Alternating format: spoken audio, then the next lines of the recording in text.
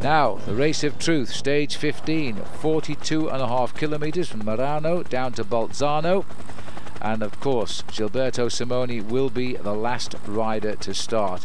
And he doesn't like time trials. This is the situation at the moment. Magnus Bagstedt has come in well inside the hour with 55 minutes and 24 seconds. We haven't seen anything of Bagstedt, but he is riding superbly this year, and he's riding well for the Intergiro. Well, one of the reasons Bagstedt went out very hard in this time trial, Phil, was in fact there is an Intergiro point in the time trial as well. It was after the first few kilometers, so Bagstedt went out on a very fast start to try and get himself the time bonus there for that Intergiro competition. And I don't think we've seen Magnus ride this well for the last 2 or 3 years. No, he's come back really well. But now we're looking at the men who are looking at winning the individual time trial. Aitor Gonzalez has been in the saddle right now for just outside of 19 minutes, and he's about to catch here the man who started right in front of him. He's setting best time at the checks. He's gone through the 10 kilometers time with the best time so far. And he is a good time trial rider. Won the Tour of Spain last year. Just caught Julio Figueras there, who's ahead of him in the overall classification. Dario Frigo is also putting in some pretty fast times out on the course. These two men supposedly the leaders of Fassa Bortolo for a high place in the overall classification, but they've both already lost quite a bit of time in the mountains. As they can't recover enough in the time trial, that's for sure. Simoni won't be too worried about the performances here of the top riders, but we're seeing now Francis Desjeux come home. Sandy Kezar, man of the future, but he's not having a great ride here. He's actually gets up amongst the front runners, but he falls away. There's the time, and he's still through the cobble streets here at Bolzano. Sandy Kezar sprinting up, and it's going to be a good time. It's going to challenge Vladimir Duma's time. His third best time on the board, and now Sandy Kezar is third best time. Garzelli in the start house. Well, I reckon he's got a very good chance of pulling himself back up to being very close to Gilberto Simoni in this individual time trial. He's opted for a full disc wheel in the back there. A difficult road surface out here for this time trial as we go back towards the finishing line, and Aitor Gonzalez is charging in, and it looks like it might be a new best time here. The time he's got to beat is that of Magnus Bagstedt, but it's still a long way to the line. It is a long way to the line, but the time checks out on the course indicating Gonzalez is going to hold it to the line if he hasn't lost it over the last few kilometers. It's 10 kilometers since the last time check, but he gets the best time. 46.7 as we now see the start of Gilberto Simoni. He knows the time to beat is that of Aitor Gonzalez at 54.33. That's not bad for 42 kilometers. Well, I don't think he's going to beat Aitor Gonzalez, but that's not what's in the back of this man's mind right now. He knows that he's not one of the great time trialists of the sport. He's made the foundations to his pink jersey on the mountain slopes. What he has to do today is ride defensively and make sure he doesn't lose too much time to the man on the left-hand side of the screen there. This is Stefano Garzelli up against... Oh, look at the way he's going around those corners on the right there. He's really taking risks. He's got to keep himself right up at the top end of the overall classification, but you know, on a time trial course like this he could lose a bit of time. Dario Frigo is not going to beat his teammate Aitor Gonzalez, but that's still a pretty good time. It's going to do a lot for the Fassa Bortolo as a team. He's going to slot it in possibly in third place if he can finish at a flourish. We expected a good ride off Frigo, but he's slipping. Yes, 55.56. He's taken over third slot. It was a good ride by Dario Frigo, but it's a strange style that he's got there. He's a very powerful bike rider. Gonzalez now leading Bagstedt and moving into third place there, Dario Frigo. But I think more importantly, Phil, is the battle out on the road between the two men in the top two positions in the overall classification. Stefano Garzelli, and I think we're looking down here in fact on Marco Pantani. Well, I don't expect him to do too well in the individual time trial. That's always been his worry when he was even winning races like the Tour de France, how much time he could gain in the mountains to defend in the individual time trial sections. But Marco is up to the top place in the top 10 at the moment. Kilometer 10 here. Simoni is arriving. Now let's have a look, because Simoni comes through. The clock hasn't stopped yet. Garzelli is up on him, 11.59. Garzelli came through here in 11.40. So it's best part of 20 seconds he's conceded there, Simoni. I think that's probably what we expected. Popovich is doing a pretty good ride too, Phil. Let's not forget this is a man who is slowly but surely climbing himself up in the overall classification. Only 3 wins as a professional bike rider, but look at the way he's going round these corners, and he actually looks very good on the machine. He's rock solid right in the middle there. Now let's check Marco Pantani here. Pantani has actually done a very good ride, because Pantani could get himself into the top 30, and that's a lot better than he would probably have expected. Well, I think he's done a great. I think he's got some tremendous form. He's really determined. He's riding a super Giro. Pantani coming in 58.05 at the moment. That's a good time. Good time, 19th place at the moment, and that is not bad at all. And look at the face, looking quite relaxed. Now this is the time check here at 32 kilometers covered, and Popovich has got himself well into the top 10 there. He's a minute 28 off the time set by Aitor Gonzalez, but this man is much more at home when we come to the mountain passes. Stefano Garzelli, in fact, he's actually not looking all that good to me, Phil, because if you look at him, he's obviously using a very big gear. This is the result at the finish line. Still Aitor Gonzalez with the best time, and now the next man to come in is going to be Gjord Točnik. This is a good ride from Točnik here. He's not a bad time trialist when he's in a good position in the overall classification. Another man who's going to come in with a good time. He's challenging 8th position and should just about snatch that on the line. 56.25. So that's 8th for Točnik. Now Popovich out on the road here. He's running with the best. It's not a great time at the moment, but he's pretty much in the top 7 or 8 riders on the road, and that'll keep him right up on the overall classification. Not far off from the finish. What a superb machine. Look at that, a full disc wheel in at the back. Now let's get the time checks here of Stefano Garzelli, and this is at 32 kilometers covered, and he's actually not done a bad ride, but I think he would have expected to be in the top 10 at this point, and he really does seem to be struggling with the big gear, Phil. He's slowing down, 45.19, and this is where I think he's lacking on the competition over the past year, because the time trial finds out your faults. Now we believe that Simone is starting to go quicker than Garzelli, and we'll need confirmation when he gets through to this checkpoint. But remember, he was down by almost 20 seconds at 10 kilometers, and I think now Gilberto Simone has gone up here, and look at this. This is going to put him ahead of Garzelli, and we never ever expected that. Well, that's blown all of my calculations, because I was working out how much Garzelli was going to beat Simone by for every kilometer travel, and it's gone completely the other way round. And Simone himself kind of said something like that this morning. He said always expect something very special from Gilberto Simone, and I tell you what, this is a very special individual time trial ride he's doing right now, but you never know, he could fade a little bit towards the end. Popovich though, look at this, he's really increased his tempo over the last 10 kilometers. He's close there to Sergei Honcho. Remember, Sergei has been a world time trial champion, and he's running him very, very close. He's not going to beat him, but he's going to finish just behind him as he comes up towards the end here. Now Popovich, very much a player in this Giro. He's come through the first time trial with flying colours, I believe, to remain a challenger for a podium place at the finish in Milan. He's coming up, he crosses the line, 6th best time, 56.09. Now the two big men out on the course. Garzelli was in front after 10 kilometers, is now behind with just less than 10 kilometers to go. Well, this will be a blow to Stefano Garzelli, because he, I believe, thought in the back of his mind he was going to pull back some serious time on this man. He's got a pretty violent position there, and he's in fact been in the wind tunnel on a couple of occasions, Phil, to try and aerodynamic his body a little bit better than it was in the previous years. But Stefano Garzelli, well, he's done a good ride, but it's not as good as I think he would have expected. No, I think he would have expected to be right up on top of the leaderboard, challenging the time of Aitor Gonzalez. He's way off that. 56.52, 12th time only for Stefano Garzelli. Only one rider left to finish now. He was up at the last check, and if he finishes with a better time than Garzelli, then once more he will have increased his overall lead on a day. Surely Simone never expected to do that. There's the time of Honshaw now as the clock starts to count him down, but he's not going to reach the 12th time of Garzelli, is he? So Garzelli can look at 13th now, because Simone is coming in with an outstanding ride for this man. It's really going to be his tour if he keeps up this sort of performance. The crowd are cheering him all the way through the streets of Bolzano. And Gilberto Simone, there's Popovich's time. He'll go slower than Popovich as he slips away now, but he won't go, I don't think, as slow as Stefano Garzelli. 56.13. He has taken 7th place. Well, that's the best time trial performance of his life as far as I can figure. I think he's relaxed when he's come up there. Look at that, Aitor Gonzalez, the winner, but Gilberto Gilberto Simoni in 7th place, and watch out for Yaroslav Popovich there in 6th place, almost exactly the same time as Gilberto Simoni. That really was quite a reference.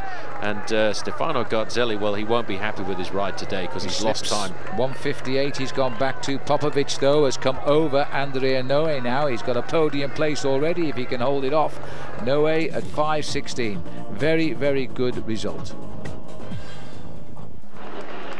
Well, we move on now to stage 16 from Arco di Trento up to Pavia. 207 kilometres today and no hills in sight. So a rest from the mountains, a rest from the time trials, and indeed maybe a rest for Gilberto Simoni, who's had a very, very good few days of racing now to make him look a solid leader of the Tour. He's still struggling to get a big time gap at 1:58 over Garzelli, but the third place man, Popovich, is at more than 4 minutes.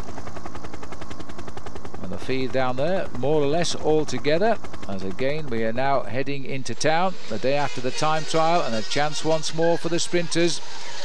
And again it looks as though we've got Dominia Vacanti trying to spoil the rhythm, even without their team leader now, Cipollini. They're trying to get this young man, Daniele Benati, over the line first, but still the leader of this race on points is Alessandro Pataki, and with a lot of the sprinters out now, including Robin McEwen back at home as well, surely Pataki is finding his rival disappearing.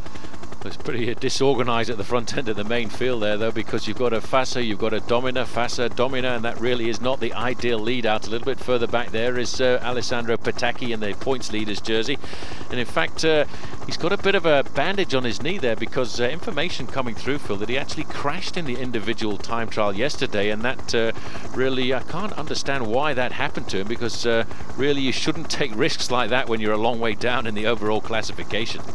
Well, there's 2 kilometres to go. Let's see if the accident has done anything to his sprinting prowess, because it also looks as though Dinardi Kolpak are beginning to fancy their chances here, putting a lot of their men up at the front of the bunch.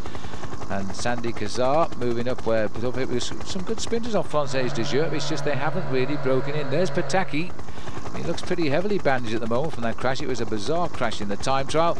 And also Angelo Furlan, who now seems to be recovered from that nasty fall with Mario Cipollini. On his shoulder there, the British champion Julian Wynne. Well, Julian Wynne getting his chance to ride a 3-week Grand Tour, and he's actually done very well. He's well at the front end of the main field, and that's Magnus Backstedt there as well in the blue jersey. He's taken over the lead in the Intergiro competition. He's got the blue jersey of leadership there. Now then, Fassa Bortolo in complete control, and the speeds at the finishes here in the Giro d'Italia on these sprints are quite remarkable. We are touching 55 kilometers an hour right now as we charge under the Flamme Rouge.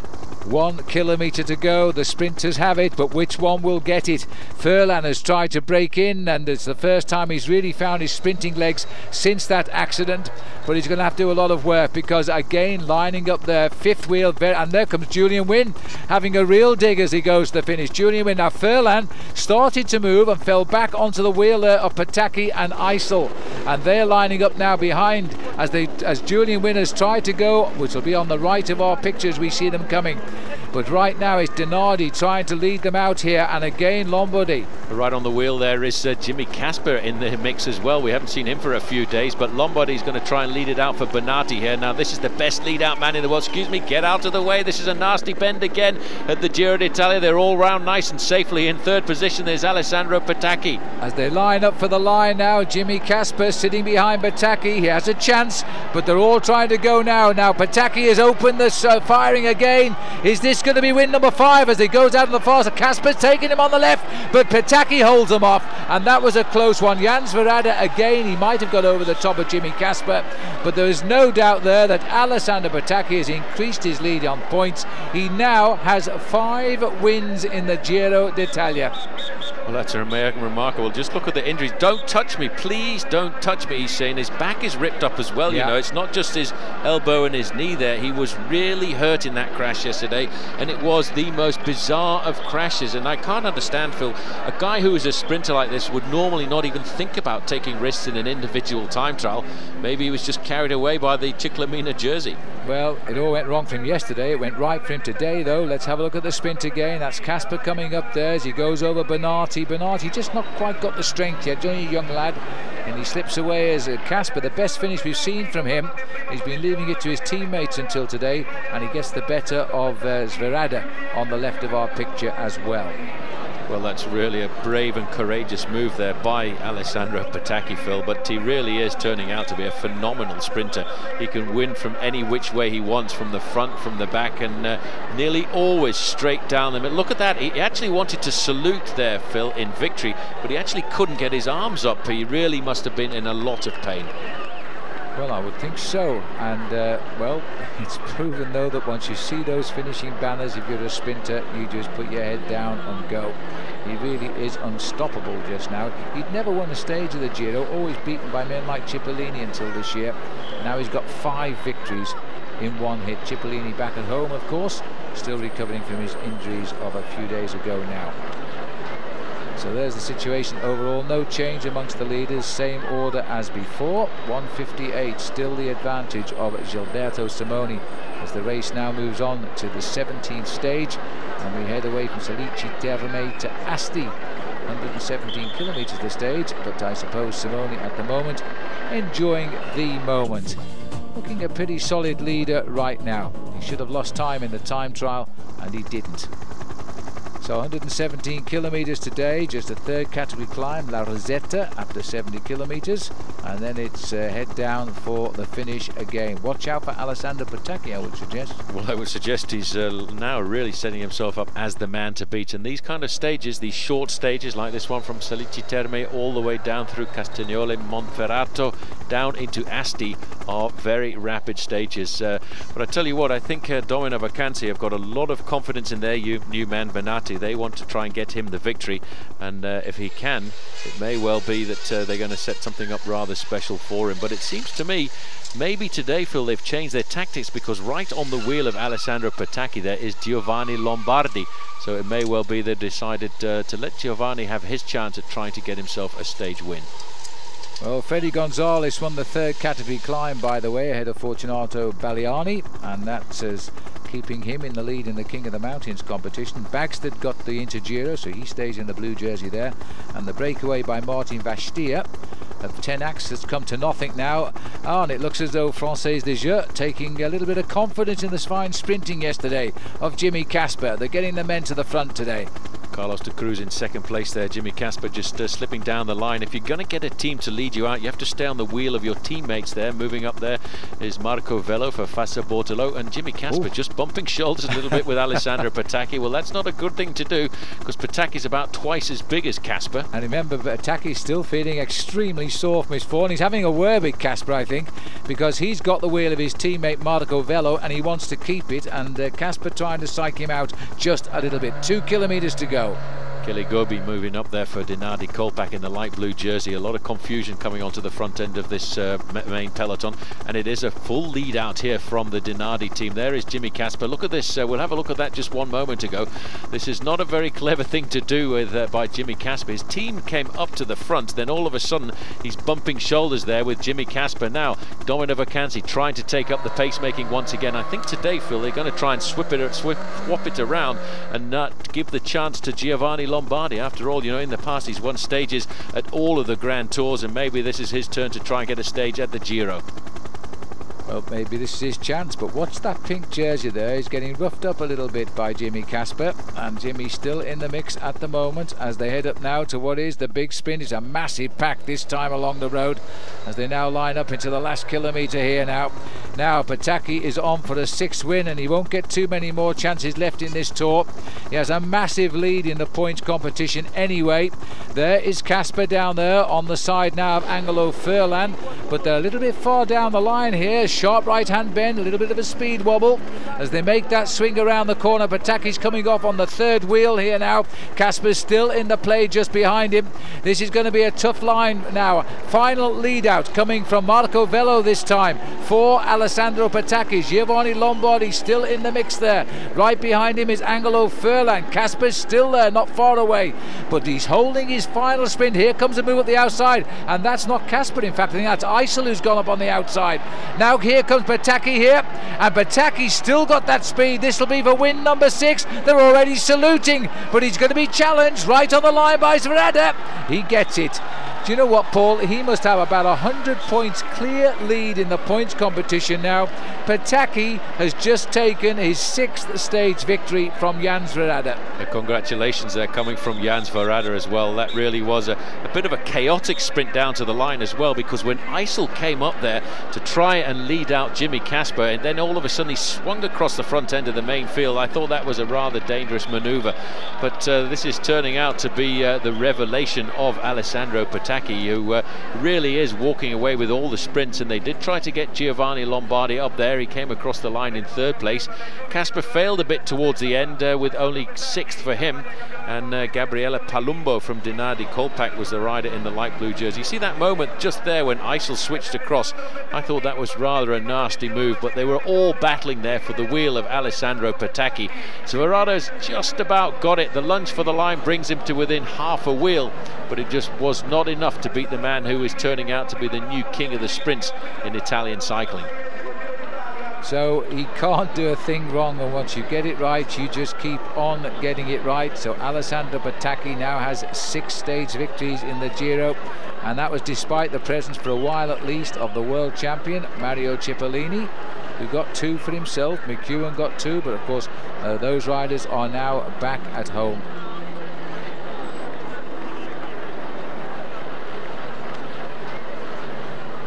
And the situation overall, Gilberto Simoni, all the same, of course. It was a bunch sprint. Garzelli, Popovich, Noe, Rumzas and Casagrande.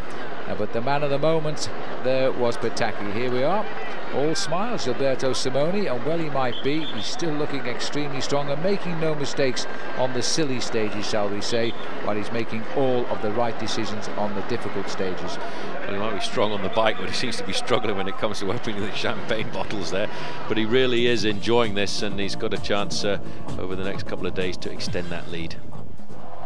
So we move on now to the 18th stage as we head on now to Canali. 174 kilometers this, and a few mountains. We're heading back now into the north of Spain, north of Italy, as we head into the hills yet again. And this, I think, is enough to make everybody, except perhaps Garzelli and Simoni, shudder. 2 big first category climbs, followed by an uphill climb to the finish. Well, the middle climb there is a very difficult one, the Col de Esici. And the weather is the big decision here today, because reports that they've had a hailstorm on this climb. It's just about eased up now and turning back into rain, but as they get higher, Paul, the temperature is plummeting. We're looking down here on Yaroslav Popovich, who really is turning out to be the incredible revelation. He's jumped away from the group there of Stefano Garzelli, and there was a question about whether or not they were actually going to cancel this stage, Phil, because of the fact that the hailstones came down quite dramatically. As we look down here on Gilberto Simoni, and the little bit of picture breakup is because of the very bad weather conditions at the summit of this climb, which is in fact the Cima copy of this year's Giro d'Italia, and the Col de Esici at around about 2,400 meters. I tell you what, Dario Frigo is doing a very good ride here this afternoon, because he's staying in contact here with Gilberto Simoni, who's just pulled himself up to Georg Tocznik. And right on the back, this man who stays with him all the time, his teammate Phil, has done a brilliant job looking after him here this afternoon. And we're looking here at Alessandro Spezialetti, who is, I don't know how he's been able to stay there with his team leader for as long as he has been doing, but it's amazing when you're leading a bike race how the team can turn around. Well, this is a big test now for the strength of these leaders when the weather turns as nasty as it's turned. You can see it looks as though it's been snowing, but in fact that was a hailstorm that came down and deposited all the ice on the road. It's eased off and it's turned a little bit more to rain now, but it's very, very cold. And for the first time in this Giro, we're seeing some real bad weather. Actually, you can see that hailstones piling up on the road there, and it will actually make it very difficult indeed. It reminds me back to the old days over the Gavia when Andy Hampsten built the foundations for his win at the Giro d'Italia. It was a day like this, and a lot of the riders wanted to stop and have the race abandoned, but not Andy. He just got on with the job and built up a huge lead and held it all the way up to Milano. I think actually this, Phil, is actually rather dangerous right now. I've ridden races like Paris-Nice when there's been snow on the road. You see how the riders there are just keeping into the middle of the tracks that have been worn away by the cars that have gone in front of the race. And I would think if it's like this once we go over the summit, it could be rather a precarious descent. Well, we're up at 7,500 feet right now. It looks like snow, but believe me, it isn't. It was a hailstorm and it just absolutely threw it down. All I can say is thank heavens it came down before the riders arrived at this point, because that would have put a whole different complexion on this race. The brave cyclists who come up to watch on their bikes are going to have a very cold descent. But again, you see the great tactical sense of Gilberto Simoni, always at or near the front. He's in absolute control here. Doesn't seem to be worried at all about the weather conditions. Georg Tocznik just struggling to stay in contact here right now, just digging a bit deeper to stay on the wheel of Gilberto Simoni. Simoni just controlling affairs here, and Phil, I'm amazed at the fact that they actually haven't stopped the race coming up here right now. There's Stefano Garzelli.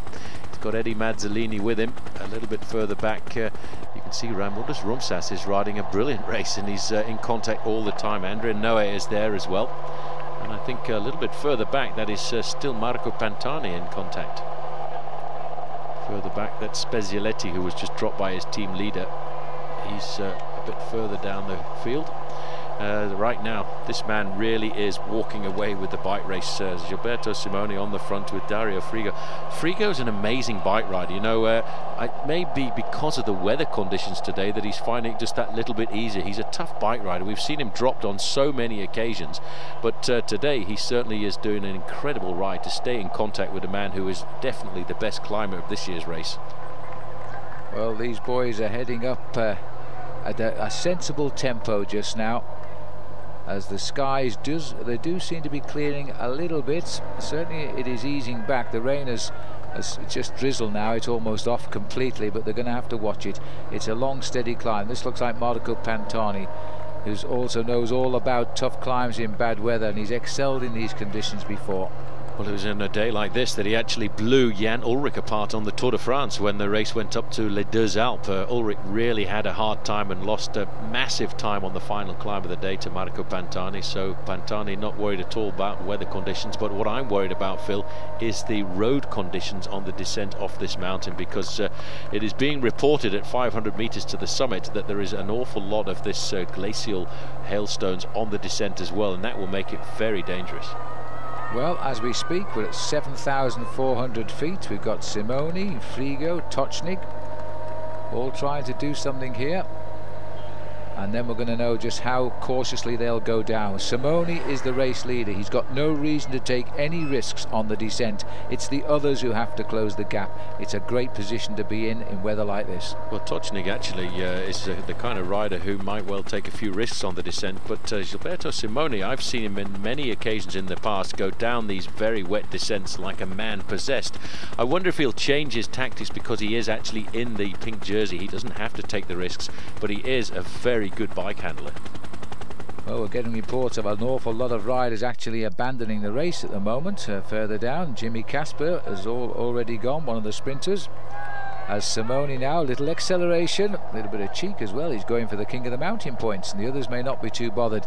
Now that looks like, is that Popovich in the line there? There's somebody else coming up here, not far off the top three riders. It looked as though it could have been Popovich. We saw him earlier getting away from the field on the climb and up towards the summit here. An incredible Tifosi here, incredible. It's so cold, it's so miserable, and yet just look how many people are on top of this mountain. And even though we're going uphill, they only just got round that corner, and it is Popovich coming up. That's amazing. He really is turning out to be an incredible bike rider here as they go over to the summit.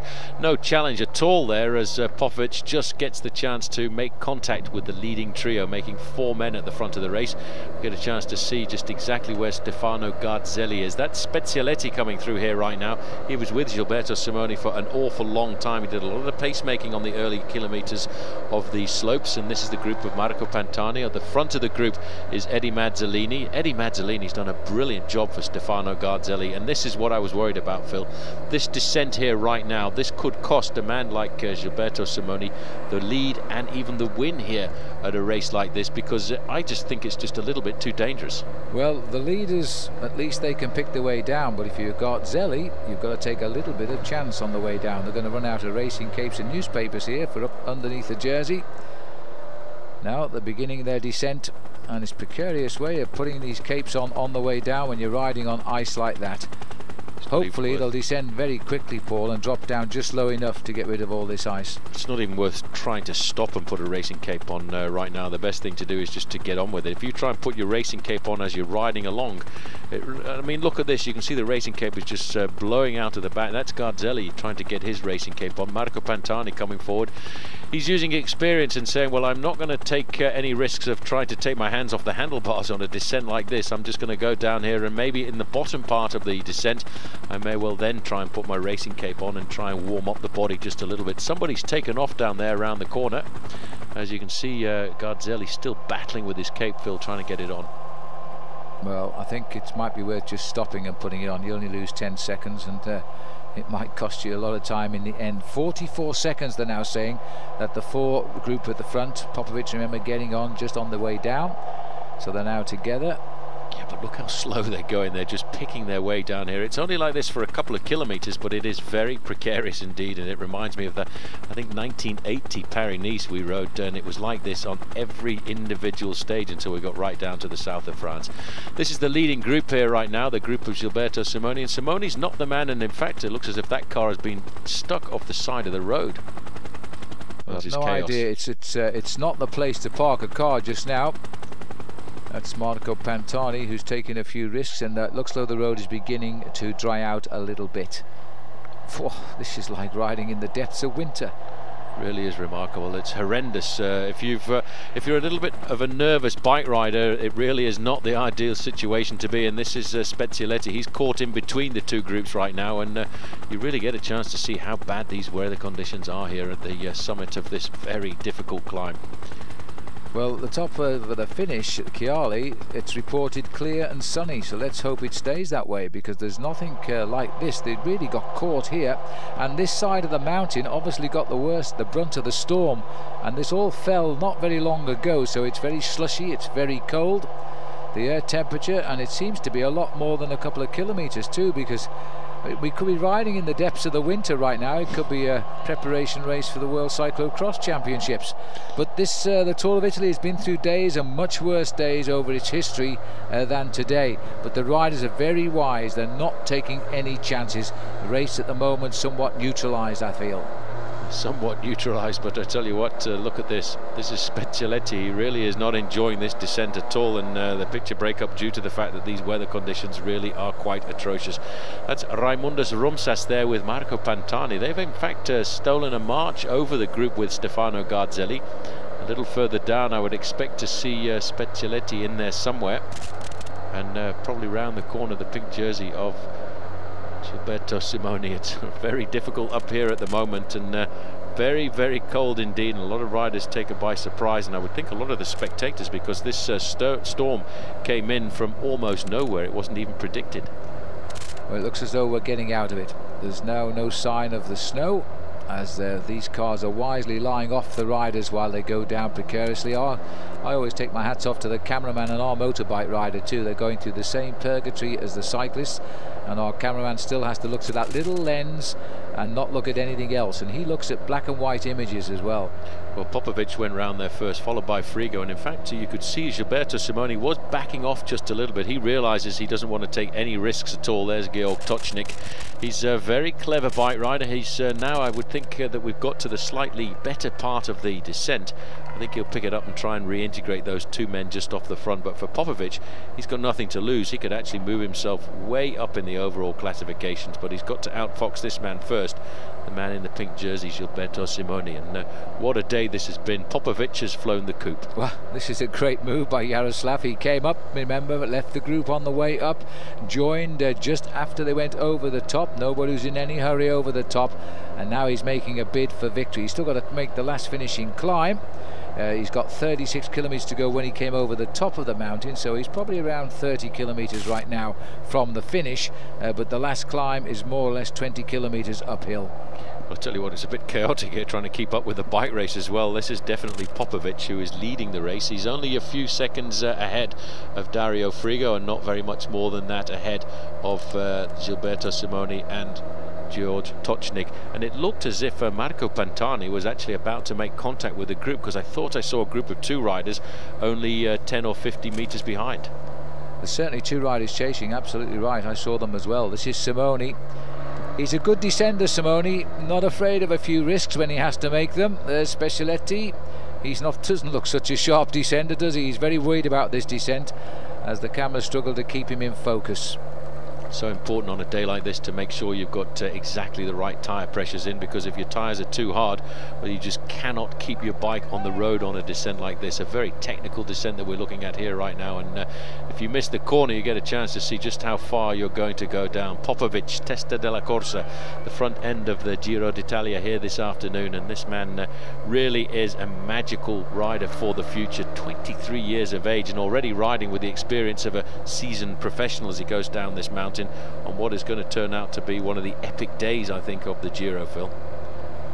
Popovich, let's hope he can slip away. He deserves a victory. He's certainly been a big player in this race.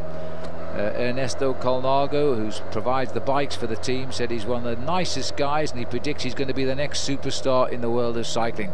He's got plenty of time to take his place in that ranking because he's only 23. Around the corner there, you see Gilberto Simoni is backing off quite a bit here. He doesn't want to take the risks. He realizes that he could lose everything on this descent, having ridden a sensible race so far, always been at the front of the peloton throughout the flat stages, built his lead up in the mountain top finishes, and right now he knows that all he has to do is just consolidate his advantage here on stages like this, and he's now facing up to one more very difficult mountain stage. I think he's more worried about Stefano Garzelli than anybody else in this bike race, as he just picks his way down this very technical and difficult descent.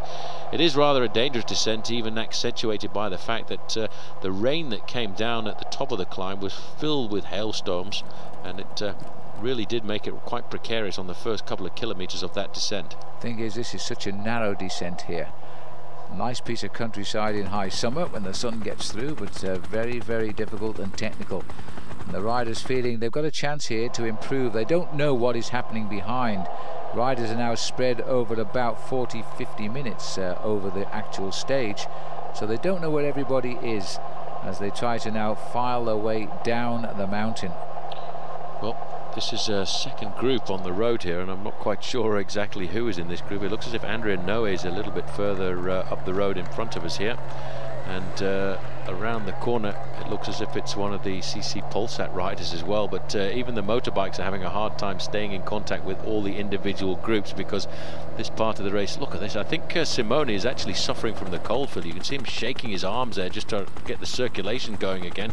And when you're as fit as this man is right now, your body fat is down to around about 4–4.5%. so on a day like this, when it's really exceptionally cold, not much more than 4 degrees Celsius at the top of the climb, this man will certainly start to feel the cold a lot more than some of the other heavier built riders from the north of Europe.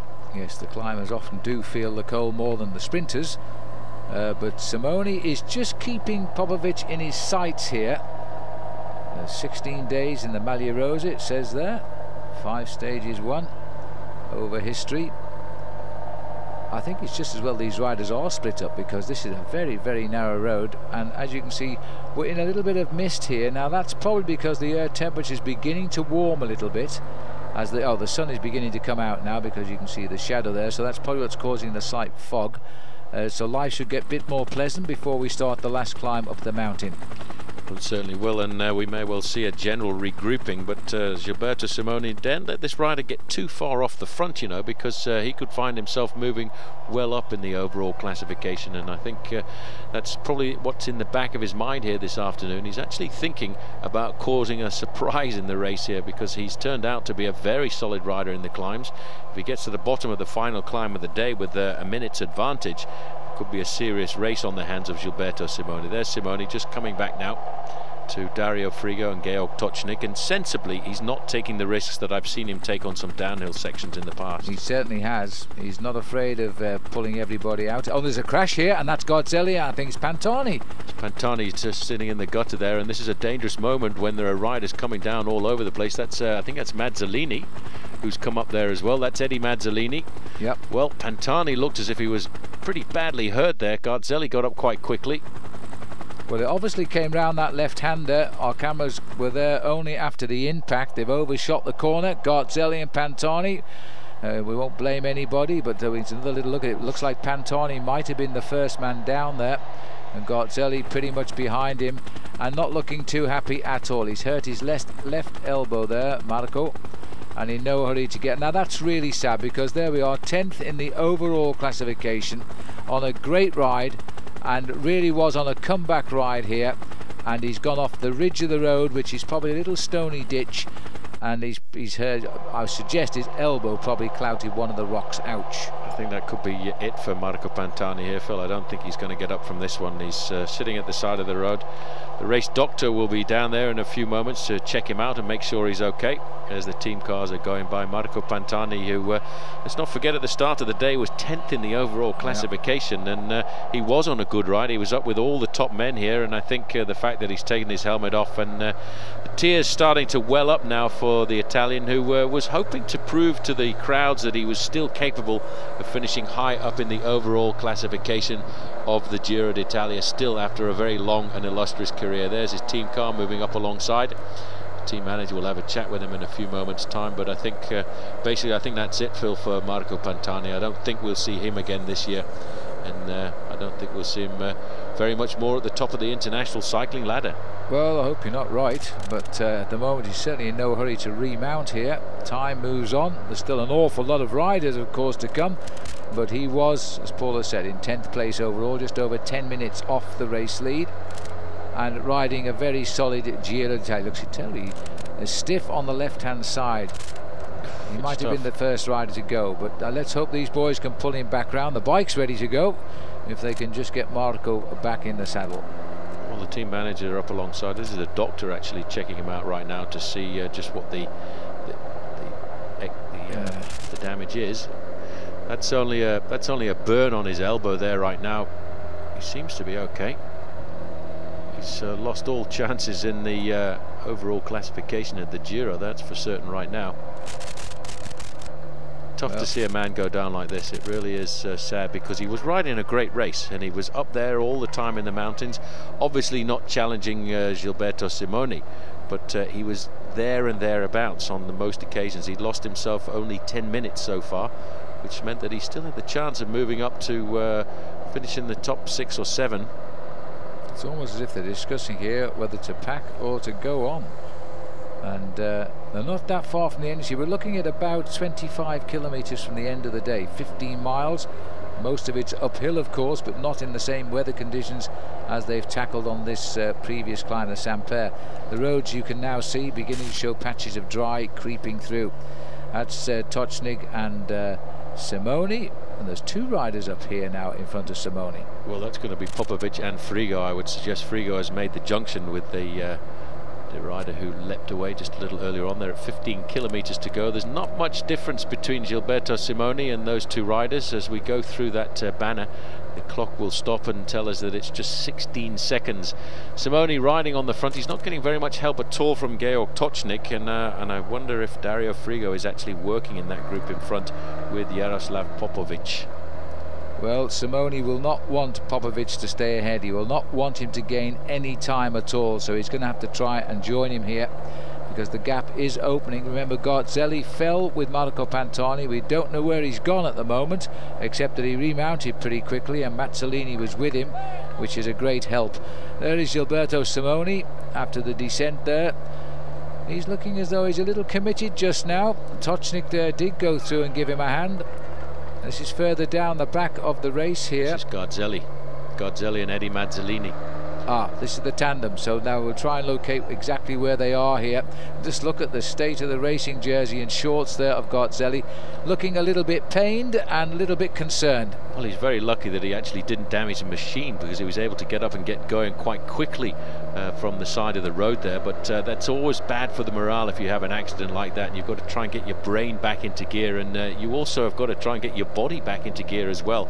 Eddie Mazzolini was very quickly up alongside him, and he's got to try and pull himself back into this race, but they'll have a hard time to catch this man, who is currently chasing Dario Frigo and Yaroslav Popovich. The time difference between the 2 of them, well, there it is, 16 seconds.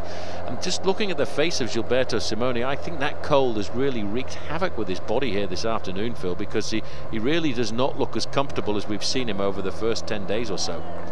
No, but he just needs to think and imagine his position he's in. Everything is still good for him. He's gaining over everybody except Popovich. This again is Garzelli, and he looks to be in quite a bit of trouble now. He is not at all happy with the pace. He's struggling, and I think he's losing time. We can see a bit of blood just coming through the shorts there as well, so that must have been quite a hard crash, and we won't know until after the race who actually went down first, whether it was Pantani or whether it was Garzelli. I would suggest Pantani went down first, and in fact Garzelli probably broadsided him as he came round the corner with Pantani in front of him. And that looks like Vladimir Belli's in this group as well. It's chaotic on these mountain stages, trying to get all the information together, because it's just such a large distance between the front riders and the back riders up today. Around about 50 minutes at the moment separating the whole of the main field. Now he's Popovich now. Now is he on his own? Because he was with Frigo a second ago. Our camera's not behaving too well just now.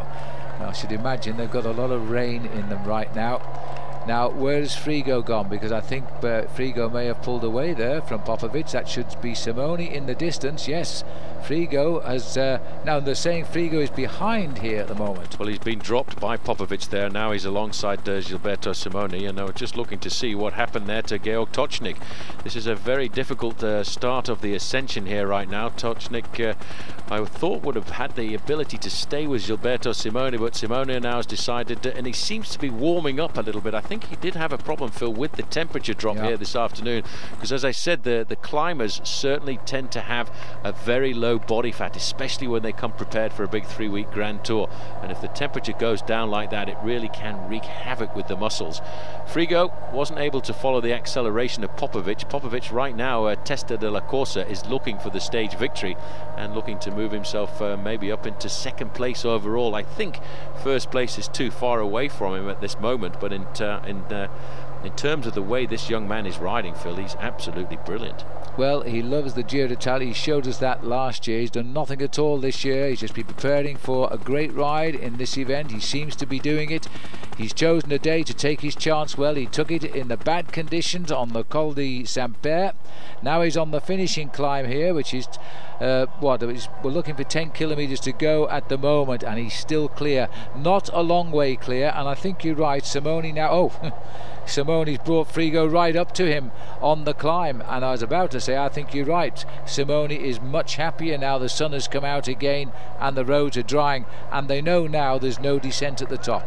Well, it's all uphill to the finish line this afternoon here, and as you can see there, Popovich, he tried the move, he went on the descent, he built himself up an advantage, and he now has been brought back into the fold, and Dario Frigo must be wondering what's going to happen next, because almost certainly Gilberto Simone, Phil, is going to try and set himself up for another stage victory if he can.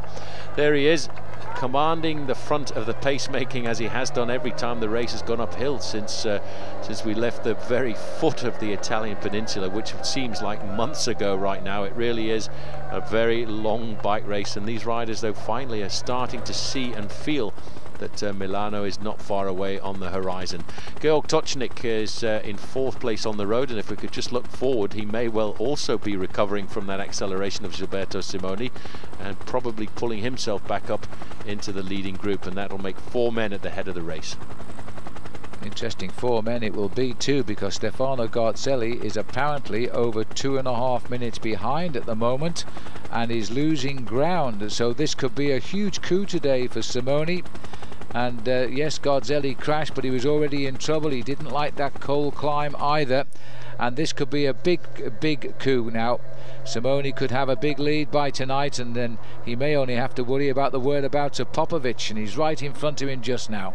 Well, I tell you what, the fact that Garzelli is so far behind could in fact mean that Popovich could move up into 2nd place in the overall classification with a move like that, and that is rather sad for Stefano Garzelli, who'd ridden like a true champion throughout this bike race right now, but that could all be changing on the slopes of this final climb here, Phil, because Popovich really does look like he's doing an excellent ride. Georg Tocznik, well, he hasn't made the contact yet with that group of 3, and I wonder if he'll have the ability to do so, because they are absolutely flying along, and it's such a sad thing to see Stefano Garzelli a long way out of the picture.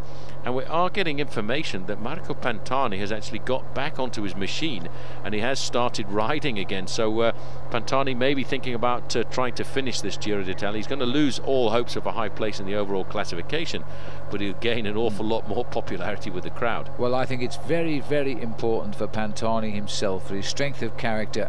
If he's not badly injured, he should get on and ride. So let's hope he does come to the finish today, because we're so close to the end of the race now, and he's come through this race with flying colours.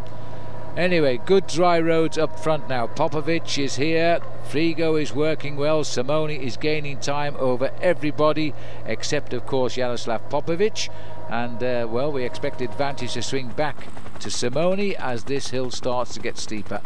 Frigo was looking pretty strong there. There's the turn where the gradient will start to kick in. Frigo, I think, is in front position there. Simone in third as they take that right-hander. I'll tell you what though, Phil, Dario Frigo was actually looking pretty strong there. He was using a huge gear as they came into that corner. Popovich will be thinking about his move up the overall classification, because with that accident coming to Stefano Garzelli, he's got a very good chance of moving up into second place in the overall classification here this afternoon. Well, I'm sure he knows that too, and he's certainly ridden like a champion today. Took a few risks on the way down. He's never been afraid to go for Simone when he's had the chances. Simone's fought his way back. 5 hours racing now at the moment on this long stage today. As the camera pulls back, there's still one or two riders in the bottom of the picture there. That is Georg Tocznik, and he's around about 30 seconds behind. If he comes back, here he is, and he took a few risks trying to get around that corner as quickly as possible. I don't think he's going to be able to pull himself back to the three leaders as we go further down the main field to see just exactly what is going on in this bike race, because it is a very complicated story here. This is a group of Pellizotti. There on the far side is Andrea Noe. Yeah, he's the guy with most to lose at the moment. Not too sure of his location, but he's probably looking at maybe as much as 2 minutes behind the leading group.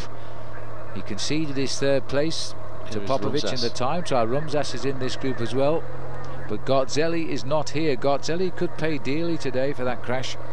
Well, he could lose an awful lot of time before he gets to the end of this stage, because the thing is, Phil, when you have an accident like this, you've really got to get your mind back into the race and forget about the bad luck that you've just had. You've got to concentrate and make sure you don't lose too much time. At 10 kilometers to go, we do believe that Stefano Garzelli is 2.5 minutes in arrears, and that's an awful lot of time to lose on a stage like this for a man who just days ago was fighting over seconds.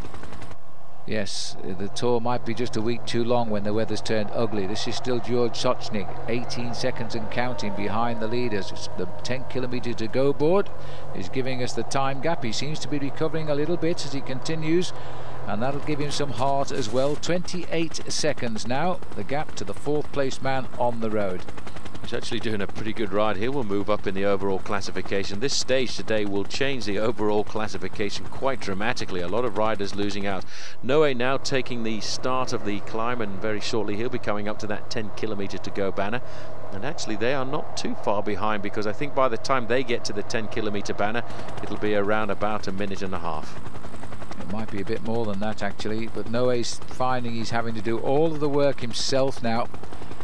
Because Pellizotti has tried to help him. Our camera getting a little bit close there. We're not waiting for the time check at 10k. We've gone back up.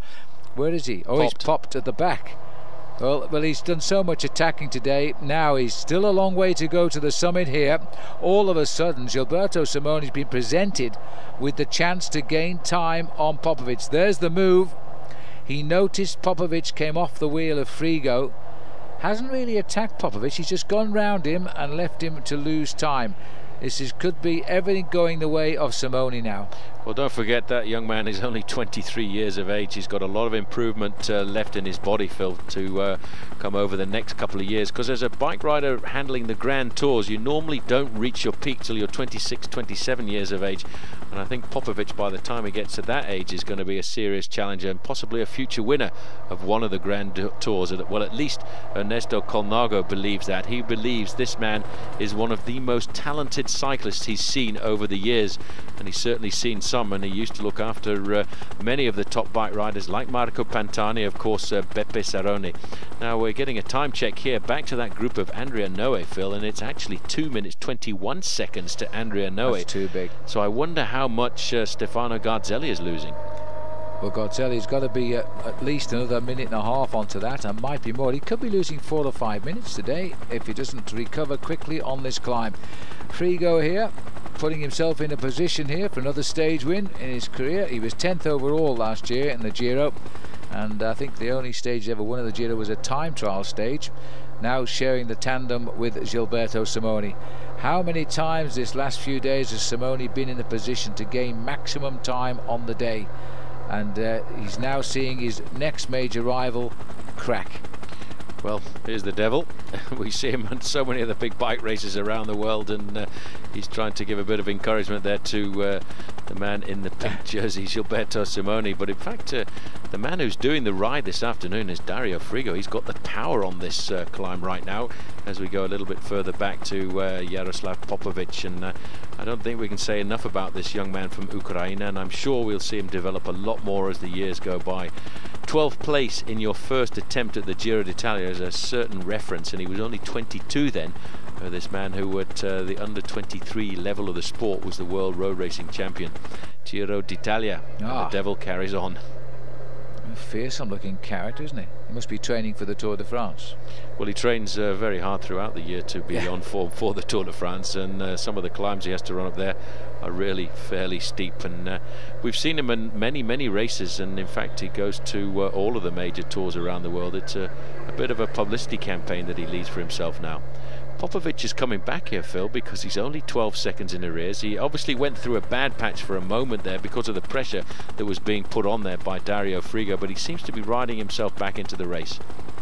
Well, he's ridden a superb race. At 9 kilometres to go, there's still an awful long way here. They're saying 12 seconds at that 9 kilometre banner. There's a long way to go, and it could work the other way too. There's a lot of time to be gained if Frigo is willing to set the pace alongside Simoni, which he does seem to be content to do right now. We're now hearing, in fact, that it's 3.5 minutes to Stefano Garzelli, so he's losing today, I'm afraid, a lot of time. He's still got to drag his body up 10 kilometres of this final ascent as well, so he could find that time gap going out to 5 or 6 minutes at the end of the day. Effort now being made by Gage Tocznik, 7th overall, but still looking for 6 minutes and 57 seconds. Well, the relentless tempo here by the man in pink.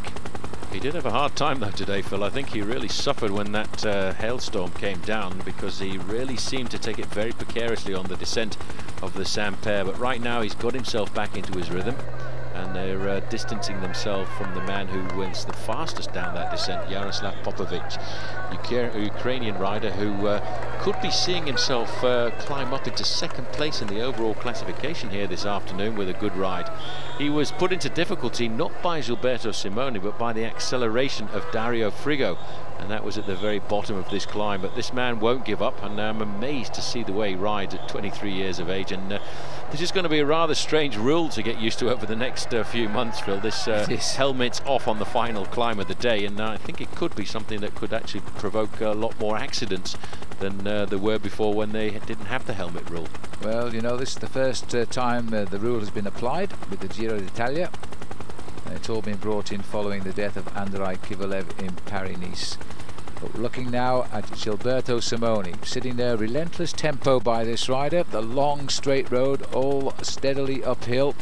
The weather still looking a little bit concerned, but at the moment the weather conditions are good for the ascent of the mountain.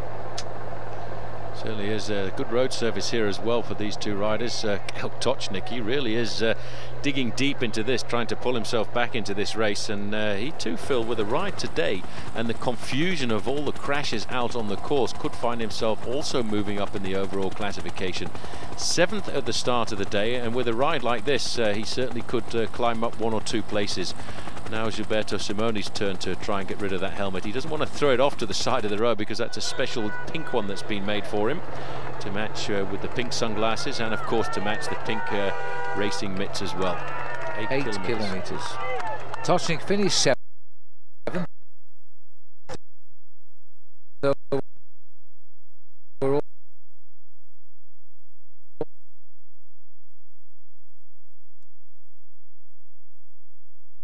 on the attack, but just look at the makeup of this man. A real solid bike rider. Looks a lot older than his 23 years on that bike. His body looks a lot stronger too. But he's still riding just off the pace, but still well ahead of his rivals, and he could be looking for a second place overall, because Garzelli is still losing ground apparently. We've seen nothing of him since he started or restarted from his crash. Pantani is riding, by the way, and that's good news. Well, I honestly thought, Phil, that Pantani was going to say goodbye to the Giro d'Italia there at the side of the road. He really looked stunned for a few moments, but then I think he probably in the back of his mind realised this could be his last Giro d'Italia, because I can't believe that he's going to continue racing. This was the year of goodbyes, I think, for Marco Pantani, because I would be surprised to see him come back in years to come. But you never know with Marco Pantani. He's had so many comebacks in his career, and so many riders these days seem to threaten retirement and then come back into the sport, like a certain Mario Cipollini did last year. That's right. Well, there's the latest checks. Popovich is only just over half a minute back, a minute 5 to Tocznik. They're the top 4 riders on the road. The big difference about this stage for Simone is he's made his move early. He made it on the previous climb and is now really hammering home a big advantage over everybody. And by the end of this day, I think he's going to have a huge overall lead. And of course, he doesn't want to get tangled with them on that last time trial in Milan. So I think he's probably quite conscious of that.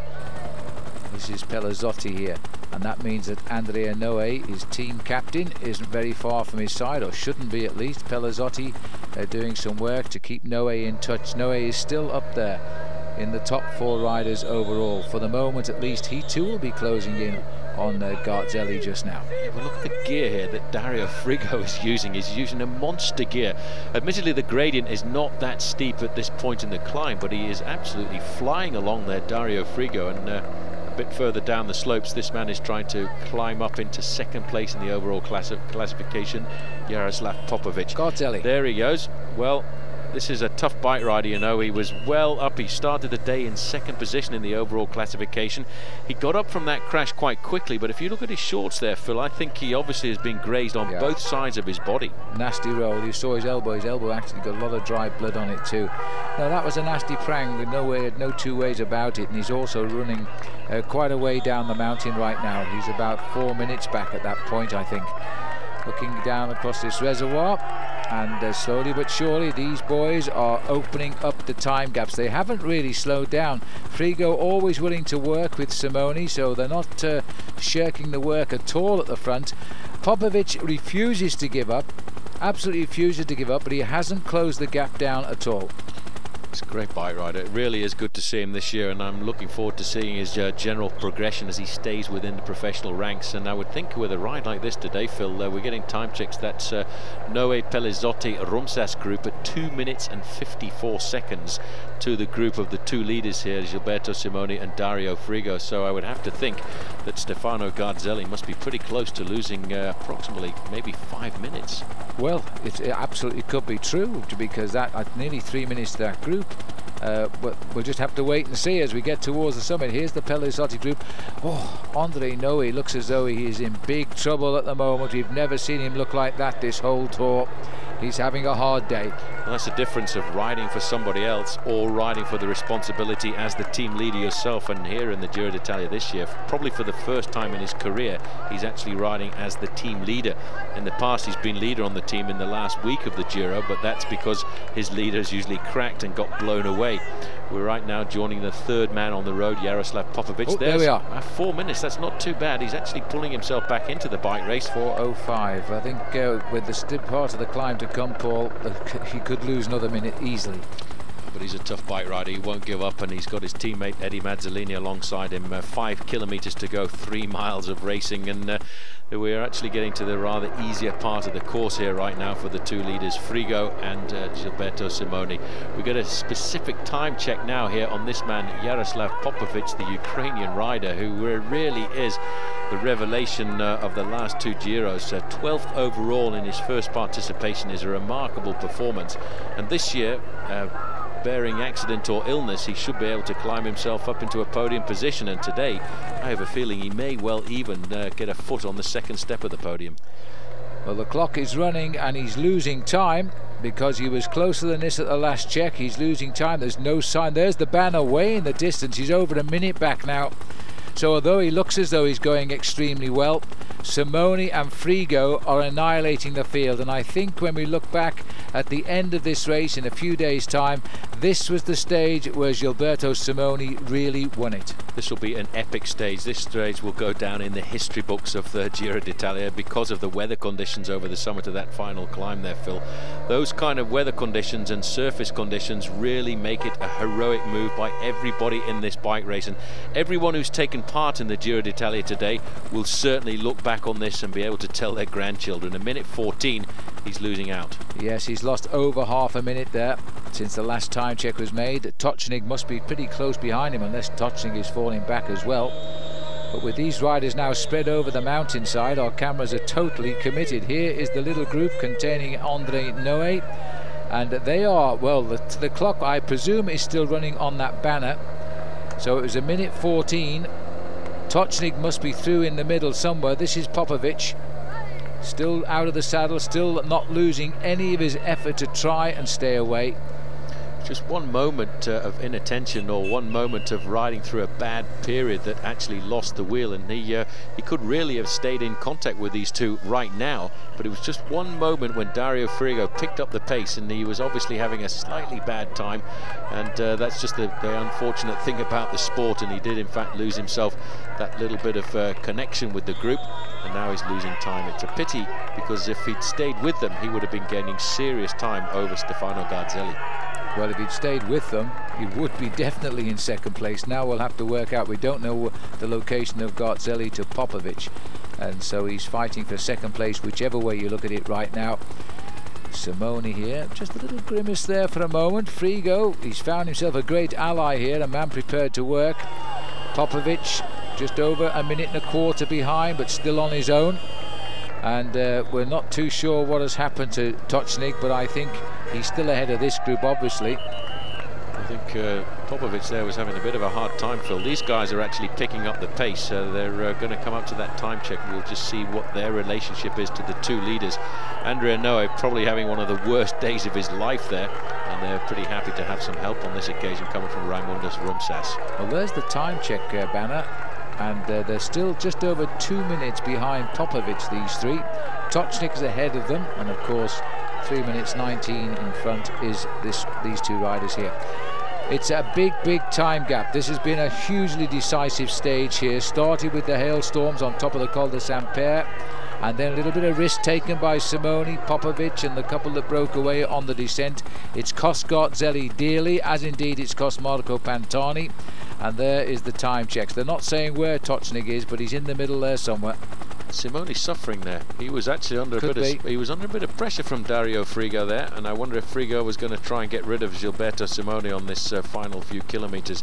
If you look at his face here right now, he's not enjoying being on the wheel of Dario Frigo. Frigo, a very strong bike rider, and I think the fact that there's not quite that much a gradient on this run up towards the finish here right now, that Frigo could take advantage of the massive power. And there you can see Popovich is about to get caught by Tocznik.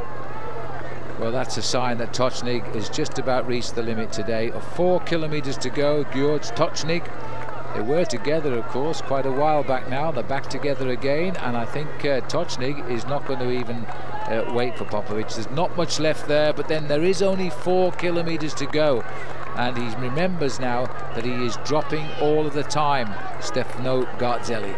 That's a shame to see this young man. He was so close to staying in contact with the two leaders for many kilometers, and unfortunately right now I think it's a question of the lights have gone out. He's just got to try and survive and make sure he doesn't lose too much time on the two leaders. But what he will be doing also is losing the advantage that he had over Stefano Garzelli. 3 kilometers to go for the two leaders, and I wonder if Dario Frigo is actually knocking it back just a little bit so that he can keep Gilberto Simoni with him. 4:21 to Garzelli. He's still going back, and that means probably a couple of minutes, 3 minutes possibly conceded to Popovich just now. Raimundas Rumsas trying to keep himself in the top 10 in the overall classification. Big powerful bike rider. He really wants to do what he can to try and keep himself in the top 10 here right now, and he is riding alongside Pelizzotti here with the long blonde hair, and of course Andrea Noe the man who wears number 8, who's in 3rd position in this group. But the power today, and I have to say, I think we're going to see the win coming from Dario Frigo, because he really does have the power in those legs, and I think he probably will have to slow down and wait for Gilberto Simoni here this afternoon. Simoni really, I think, taking advantage of somebody who is in a big day. Well, Frigo has had 5 wins this year, you know. You never quite know when he's going to come up with the goods. He had a very good win overall in the Tour of Valencia in Spain. You were there, Paul, when he won the stage 4 time trial in Paris-Nice this year, and he also got the overall classification in the Catalan week, and he also finished 4th in the Tour de Pays Basque, and that was a race that Tyler Hamilton rode extremely well in. But right, bike rider though, you know, that time trial in Paris-Nice, he literally dominated everybody in that stage, and then the next day he didn't start. Yeah. You just don't know, do you? I tell you what though, today he's on one of his big days, because he's absolutely hammering along at the front of this bike race. And he's also going to climb quite a long way up the classification, because this race is completely spread over the mountains today. Well, there are people everywhere because of the weather conditions. Gilberto Simoni now looking at that sign indicating 2 kilometers to go, but look how fast Dario Frigo comes by him, and it looks as if Simoni's really having a hard time just to stay in contact with the man in the white jersey. They are opening the time gaps over everybody else in the overall classification. Here's Sandy Cassan. I'm not sure where he came from, but he's in the group of Stefano Garzelli. The jersey there covered in mud from that accident that he was involved in. He's not going to give up though. No, this man has a lot of courage. He's quite a proud bike rider, Stefano Garzelli. He's been rolled over in the dirt today in the cold of the mountains. He's losing time. He's not far off 5 minutes behind right now, because these two are going so quick at the front, and the main driver is Frigo. And for that reason, I think if I was Gilberto Simoni, I wouldn't contest the finish today, because he doesn't need to beat Frigo, and he owes him quite a debt of thanks. Well, it owes him a huge debt of thanks, because it's the power of Frigo that's opened up the time gaps over everybody else in this bike race this afternoon, including this young man who was with them for very many kilometers, Yaroslav Popovich. He's losing time on the 2 leaders, but he's also losing time over Stefano Garzelli. And I have a feeling a few moments ago I actually thought that Garzelli was going to drop down into 3rd place in the overall classification, but the way that Popovich was riding there, Phil, I think the lights have gone out, and he's going to lose that advantage he's got over the Italian. Well, Romsas is also in trouble here. Pellazotti's doing a sterling job as a super domestique for Noé, because Noé is very definitely in a dark room. The last kilometre now for Gilberto Simoni, inspired again by a red kite and the mountains all around him. He's now out of the saddle. Frigo is right with him. I can't see Frigo losing this, simply because he's also a very fast sprinter anyway when it comes to a sprint, and Simoni wants time. He's getting big time today. I think this will win in the Giro, but of course he's still got a ride to the finish in Milan, and he's still got more climbs and a time trial to come. But he's going to have a big lead tonight, and we won't know what it is, of course, until all of the riders start tripping over the finishing line. And I think we're going to see an awful lot of riders out of the race too. Frigo's not giving up, he's accelerating, he's out of the saddle here right now, and Simoni's just grappling to stay on the back wheel of the man in the blue and white jersey of Fassa Bortolo. Frigo just looking underneath there to see if he can feel the shadow of Gilberto Simoni coming forward. Simoni coming through now to do a final turn, and that puts Dario Frigo in the position he would probably enjoy being in, Phil, because he would like to sprint here from 2nd place. They're looking now at 450 meters to go, but this is the day that the man in the pink jersey has really crushed all of the opposition. He's opened up the time gaps here this afternoon, probably to unassailable levels, but right now he's got to try and see if he can do anything to outfox Dario Frigo, and I think Frigo, he's going to get this one in the bag quite easily.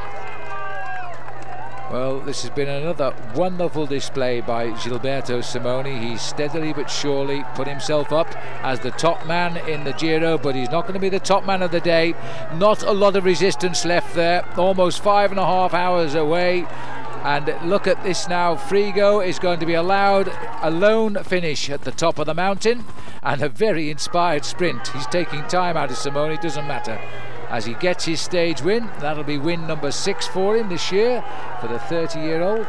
Tell you what, that was tough for Gilberto Simoni though, Phil, because he admittedly sat up just a little bit in the last few hundred meters, but look at that face. It's been marked by what has been probably one of the epic days of the Giro d'Italia history. Well, when he looks back at the time gaps, I think he's going to be pretty happy. It'll take a while to recover. I would think he's pretty cold. He looks pretty miserable, but he should be feeling pretty warm inside. This is Popovich. Now he's the fourth man on the road here. Tocznik is somewhere in front of him. Flew away from him on the climb, and the clock's still running. But I think he's losing quite a lot of time now. It's a question of whether he's gaining time on Garzelli behind him, but either way, Simoni is opening up the time at the top. There's Tocznik. Tocznik now has ridden very well, very sensibly. He was actually with the leading group of 4 when they came over the summit of that final climb, and in fact at one stage he was on his own on the descent. But unfortunately this race has been completely and utterly upside down. Popovich here coming inside the Flamme Rouge for the final kilometre, and important for him because he's trying to see if he can still keep time between himself and Stefano Garzelli, who unfortunately was involved in rather a dramatic crash. Tocznik here coming up for 3rd place, just a little bit further down. We just caught a glimpse there of Yaroslav Popovich. Well, it's going to take him a couple of minutes to get to the line, so he's going to be over 3 minutes on the line, Popovich. So what on earth, how far back is Garzelli going to be? This has been an exceptional ride by Tocznik. Another man has been inspired on this day in the hills, and it's going to give him a nice leg up the overall classification. The Austrian rider making his run into the finish now. We've had Frigo in, Simoni placed at 10 seconds, but it's going to be quite a long gap here to the 3rd place finisher, George Tocznik. The Austrian on the Gerolsteiner team is going to be over 2 minutes back here. It's an awful long run into the line, and Popovich way in the distance. He'll be over 3 minutes lost in the end. So these last few kilometres, those two up front really did keep the speed up, while everybody else appears to have slowed down.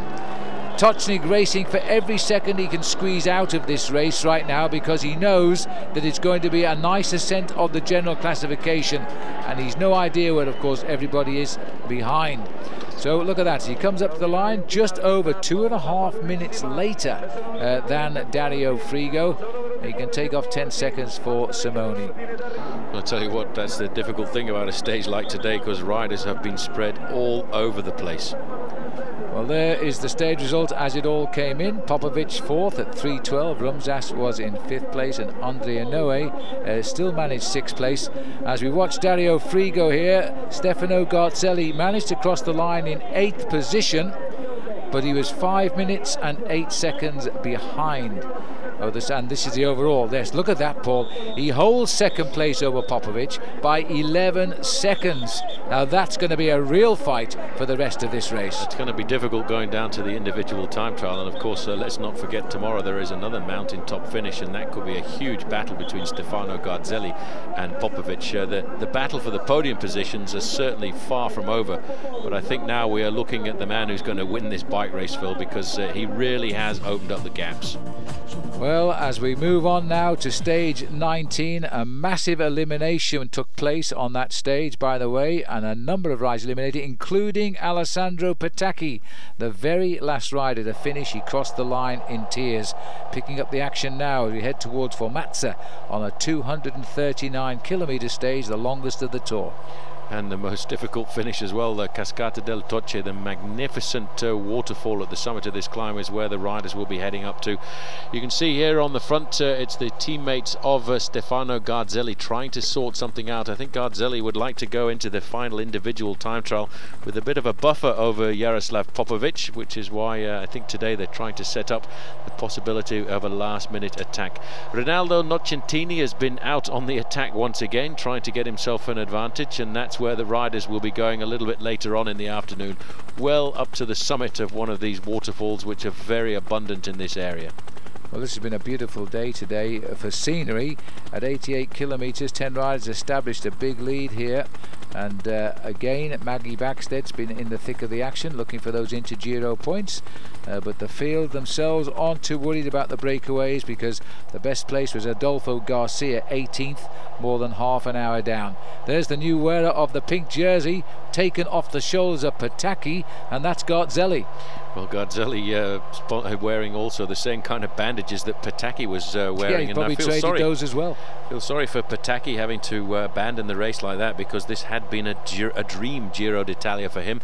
And there's Marco Pantani as well. He did get up and he did finish the stage, and really was rather a shame, Phil, because with a ride like that yesterday, he too could have moved up into 6th or 7th place in the overall classification if he hadn't come down.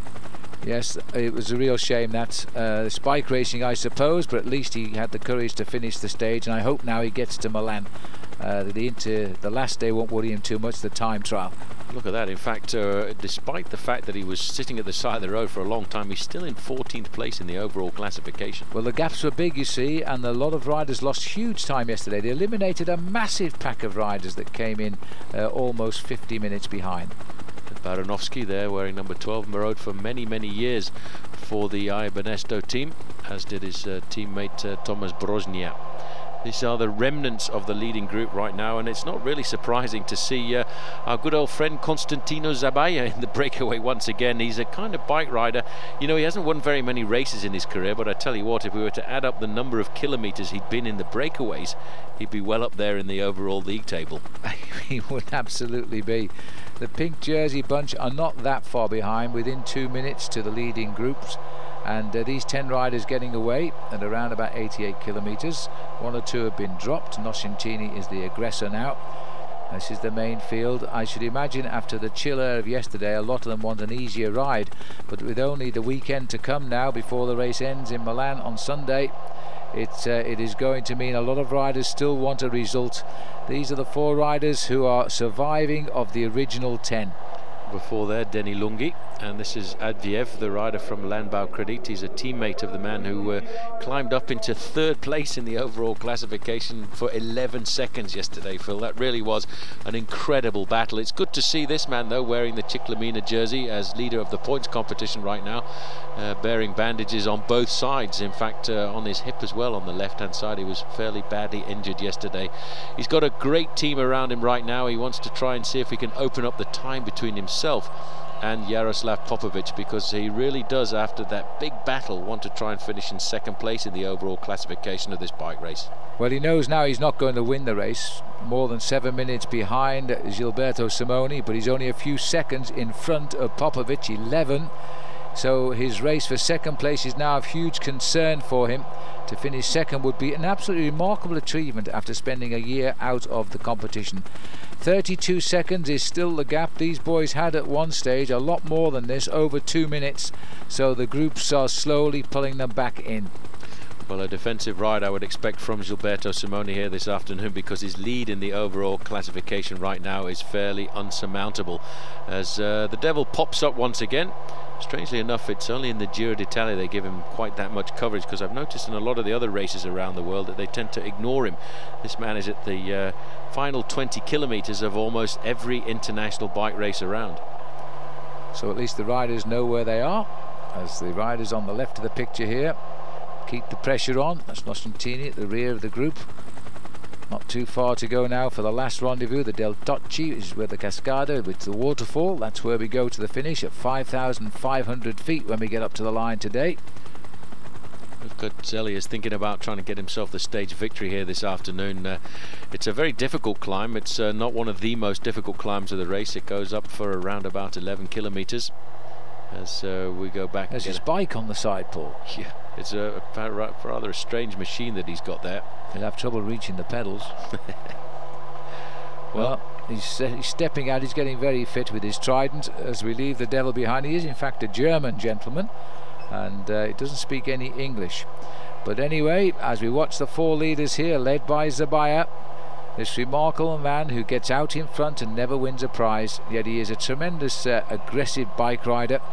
And here's where we are, heading up towards the top of the Cascada del Tocci, and it's going to take us up to 1,675 metres or 5,495 feet.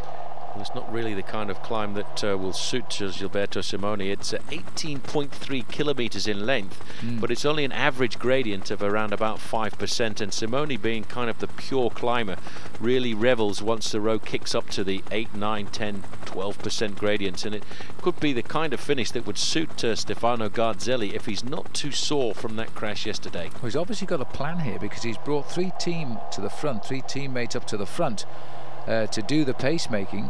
So Garzelli has got something in mind here. Don't forget, he's looking for perhaps a bonus at the top, because that will move him clear of Popovich, because he'll worry about Popovich now in the time trial. Top left corner there, David Cassani, former leader of the King of the Mountain, the Tour de France, loves the Giro d'Italia, often gets involved with the organisation on plotting the route. And it's always amazing when an ex-bike rider plots the route, because they try and make it as hard as possible. And why do they do that when they would have hated the route if they designed it for themselves? Well, I wouldn't for sure. I'd try and have as many flat races as possible. Right, well, these are still the leaders, but don't look too far down the road, because just look at that. They've wiped them out. The last survivors of a 10-man breakaway that's been out front an awful long way today. But slowly but surely it's going to be a group here. So Lungi, Nocentini, Zabaya and Advayev are all coming back into the pack here. Oh. Now, I wonder if Garzelli has a chance, because there's a 20-second bonus on offer now.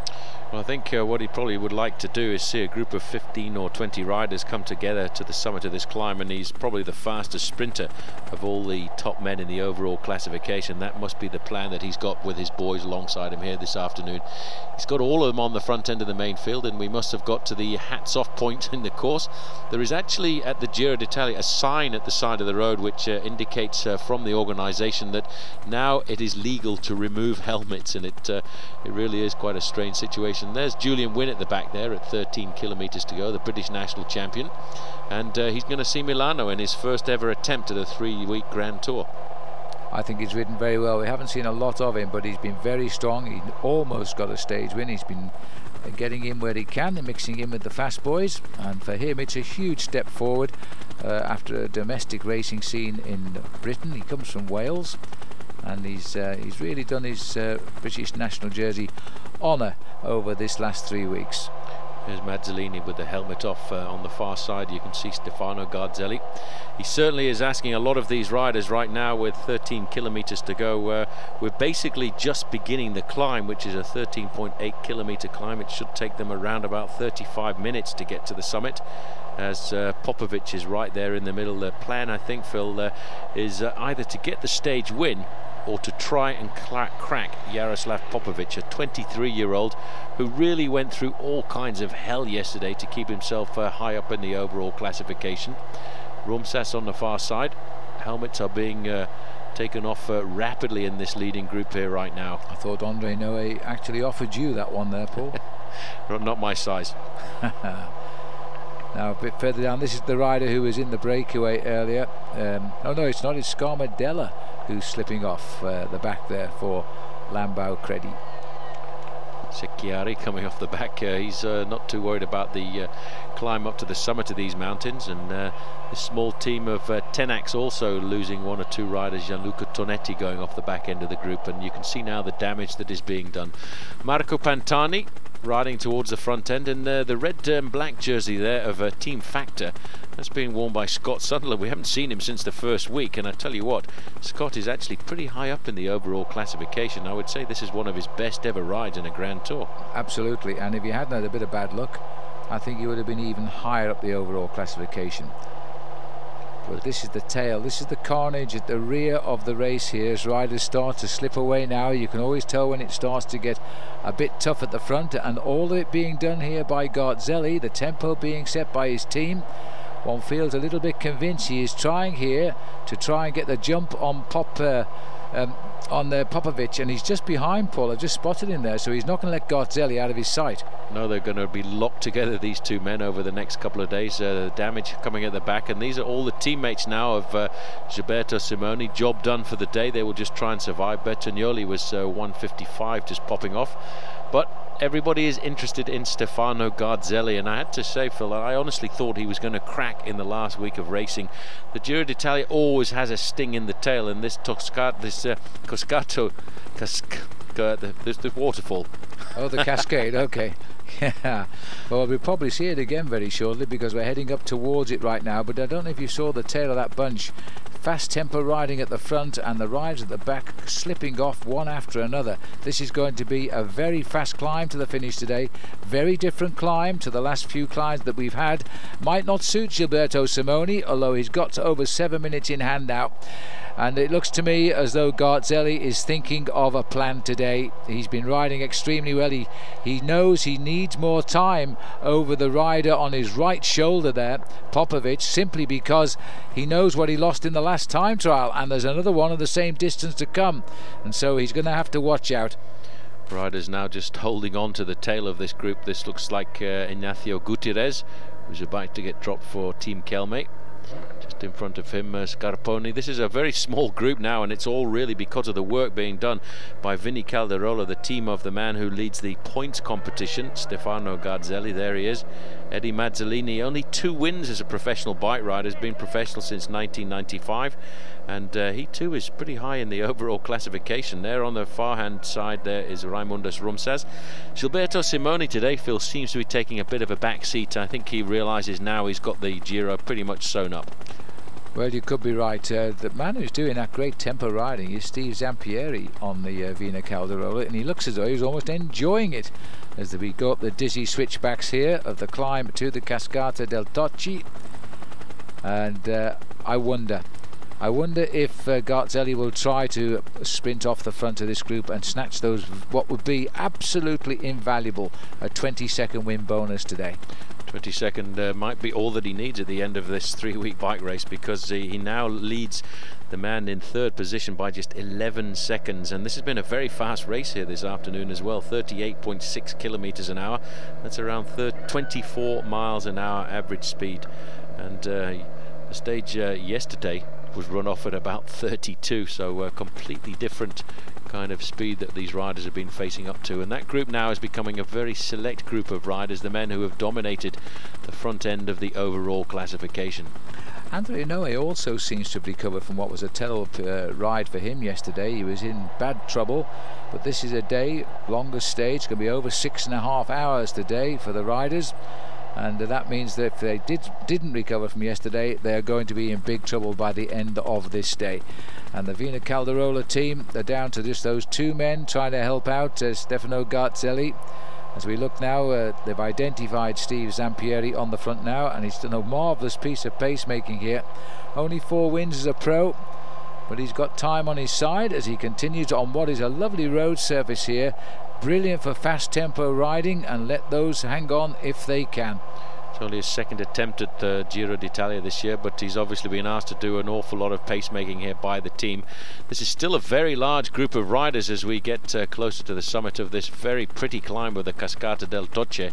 And when we get up to the summit, you will see one of the most magnificent waterfalls that abound in this area, where a lot of the fresh water comes from when it's pumped down to Milano in the pumping system that has been brought into place here in this part of Europe. This is basically, there you get a chance to see that. It really is quite remarkable, that waterfall, the summit of the race, and that's where we're all heading for right now.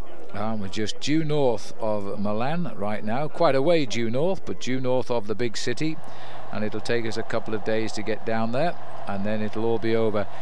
Barring accidents, Simoni can't lose this race, I don't feel now, but riders never feel confident of victory until they get to the finishing line. So 1 or 2 of the riders taking the rough route off that corner, as Zampieri continues to set the tempo here, stopping any counter-attacks.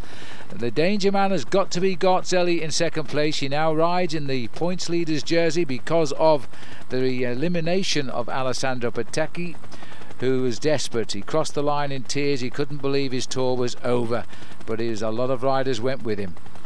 There you can see Popovich on Popovich's left-hand shoulder. You can see Raimundas Rumsas as we pick our way through the trees, and the gradient now starting to kick in. This is the longest stage of the Giro at 239 kilometers, and it really does provide a sting in the tail with the final big mountain of the race as well.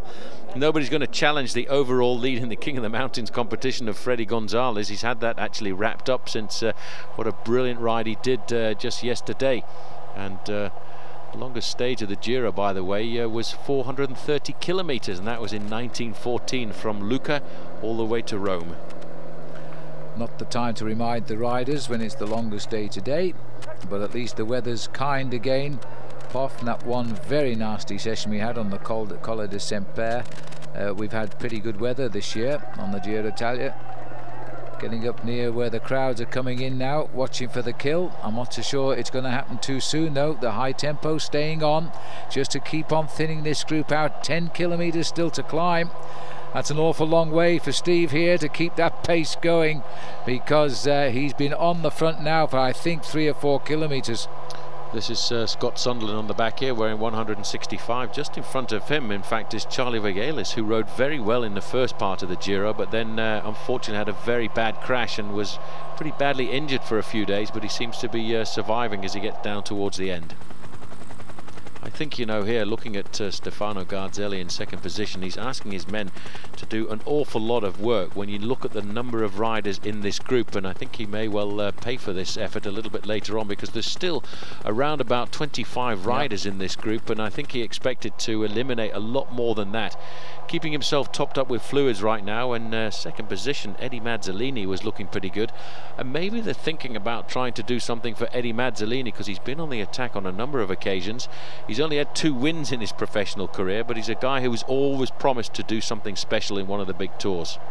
Well, I think they were hoping to get rid of Popovich, but so far he's right there, just sitting locked onto the wheel of Garzelli. He's 2 behind him at the moment, but paying close attention. George Totsnig's down there as well, having made his ascension up the overall classification yesterday. The pink jersey of Gilberto Simoni, it's almost been a day off for him. He's just kept an eye on everybody. He's still got 2 teammates around him at the moment. One is Damiano Cunego, 159, youngest man in the race, I think he is, and also Alessandro Specialetti. And Specialetti rode very well on the tough stage. Well, he certainly has done an awful lot of work for the man who leads this bike race, Gilberto Simoni, but they're just taking a back seat right now. They're letting everybody else fight out the lesser positions in the overall classification.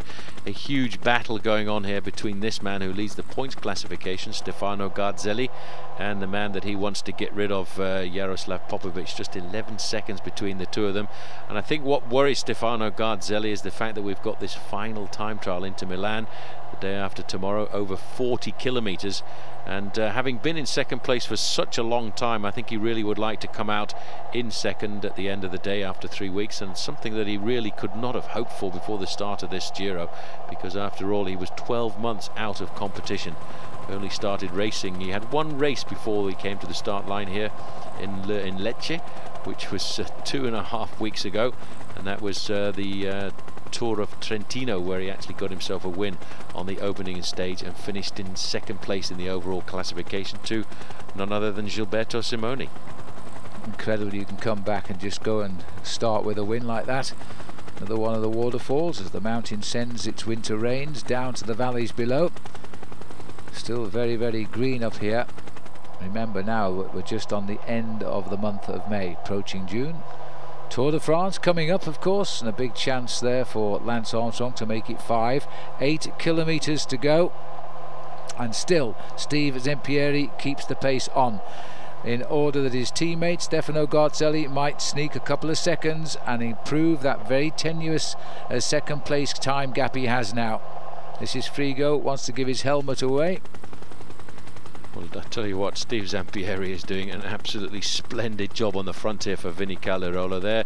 Gilberto Simoni just sitting on the tail of all of those riders, and he is quite happy to let them carry on with that as we go to the back of the group. It's Kim Kirchen, sorry, I thought it was Frigo. It's Kim Kirchen now who's come to the back of the group.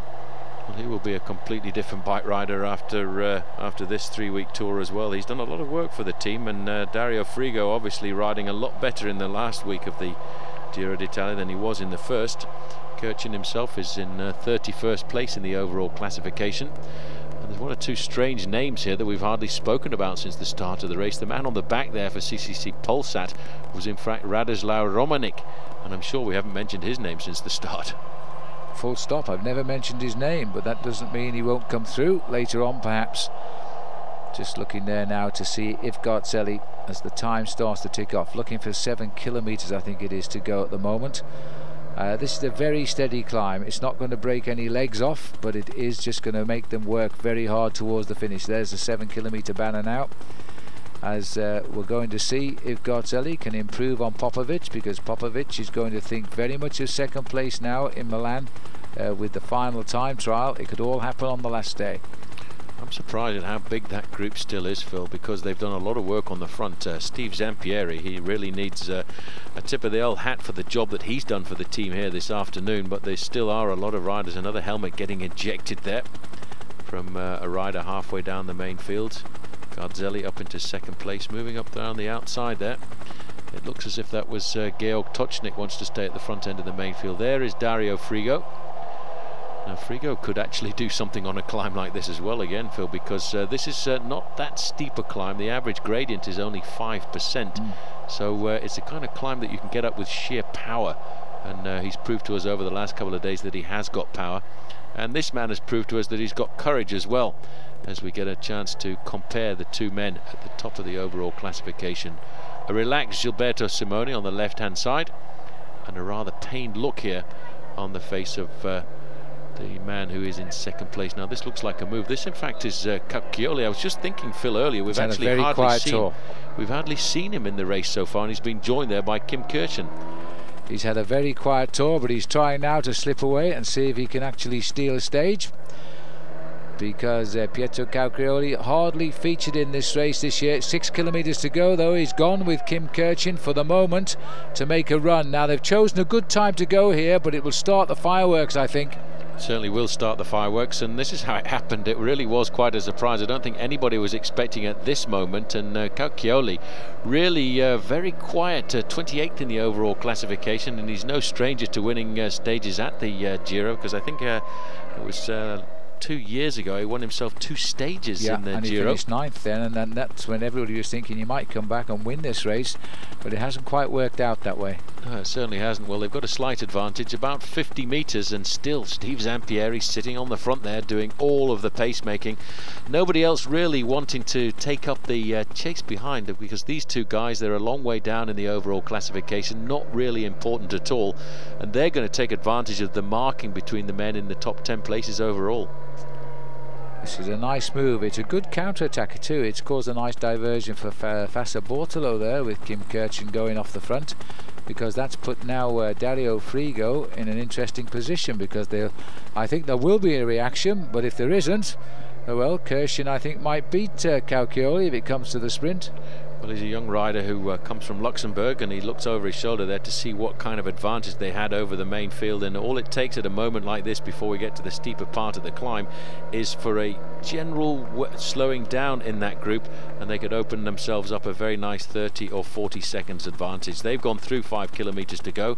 Now the group is going to come through in the next few seconds, and they've already opened up a 15-second advantage. Well, they've officially given us 14-second advantage, and this group actually does seem to have slowed down. Watch out for Pantani. He's squeezing up on the outside there, as we now look at the man that won the Tour of Holland last year, Kim Kirchen. Pantani has gone through on the outside, and he's gone away. Well, he seems okay after his crash yesterday as well, and he's now lying in 3rd place on the road, but now the reaction has come. This has brought Simoni into play. Well, I can't understand why Simoni would want to chase down Marco Pantani. That is a bit of a surprise for him to react like that. Right onto his wheel there though was Popovich, and Marco Pantani won't be very happy with that at all. And I can't understand why he would do that, chase a man like Pantani, who's 14th overall, a long way down, and a former great champion. Well, there's the gaps on the road, and it's just a 3-second gap here. Forget that. Here comes Frigo bringing up the teammate of Kim Kirchen, and they might turn off the attack once they've lassoed Marco Pantani. All our camera boys are getting in the way. The commissaires coming through on his motorbike to throw us all off, as we now see the split in the peloton being repaired. There were about 32 riders in this group when these attacks started. Pantani still there, right on the front, and the Lampre rider there was Belli, I think. Yes, it's Vladimir Belli back in the front action. Simoni in 4th or 5th. Garzelli's not there though, and that's a bit of a surprise, because he looked to me as if he was setting himself up for the big win, and it looks to me now as if they've caught the leaders there. Pantani wants to go again. He wants to try and get himself this stage. Dario Frigo, look at the gear that Frigo is using going around that corner. Pelazzotti trying to get on the back. So the two leaders swept up there in that flurry of counter-attacks very quickly indeed, I must say.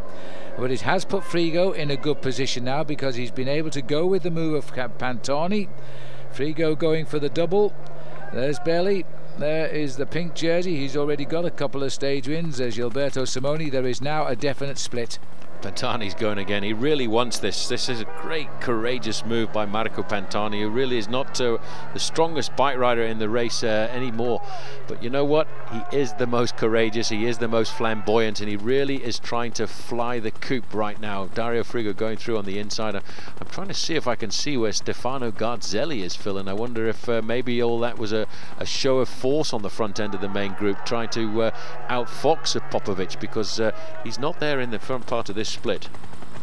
Well, we'll keep an eye out as we look down. Marco Pantani, amazingly, has not won a race since he won a stage of the Tour de France in July 2000, and all the problems which have come his way since then.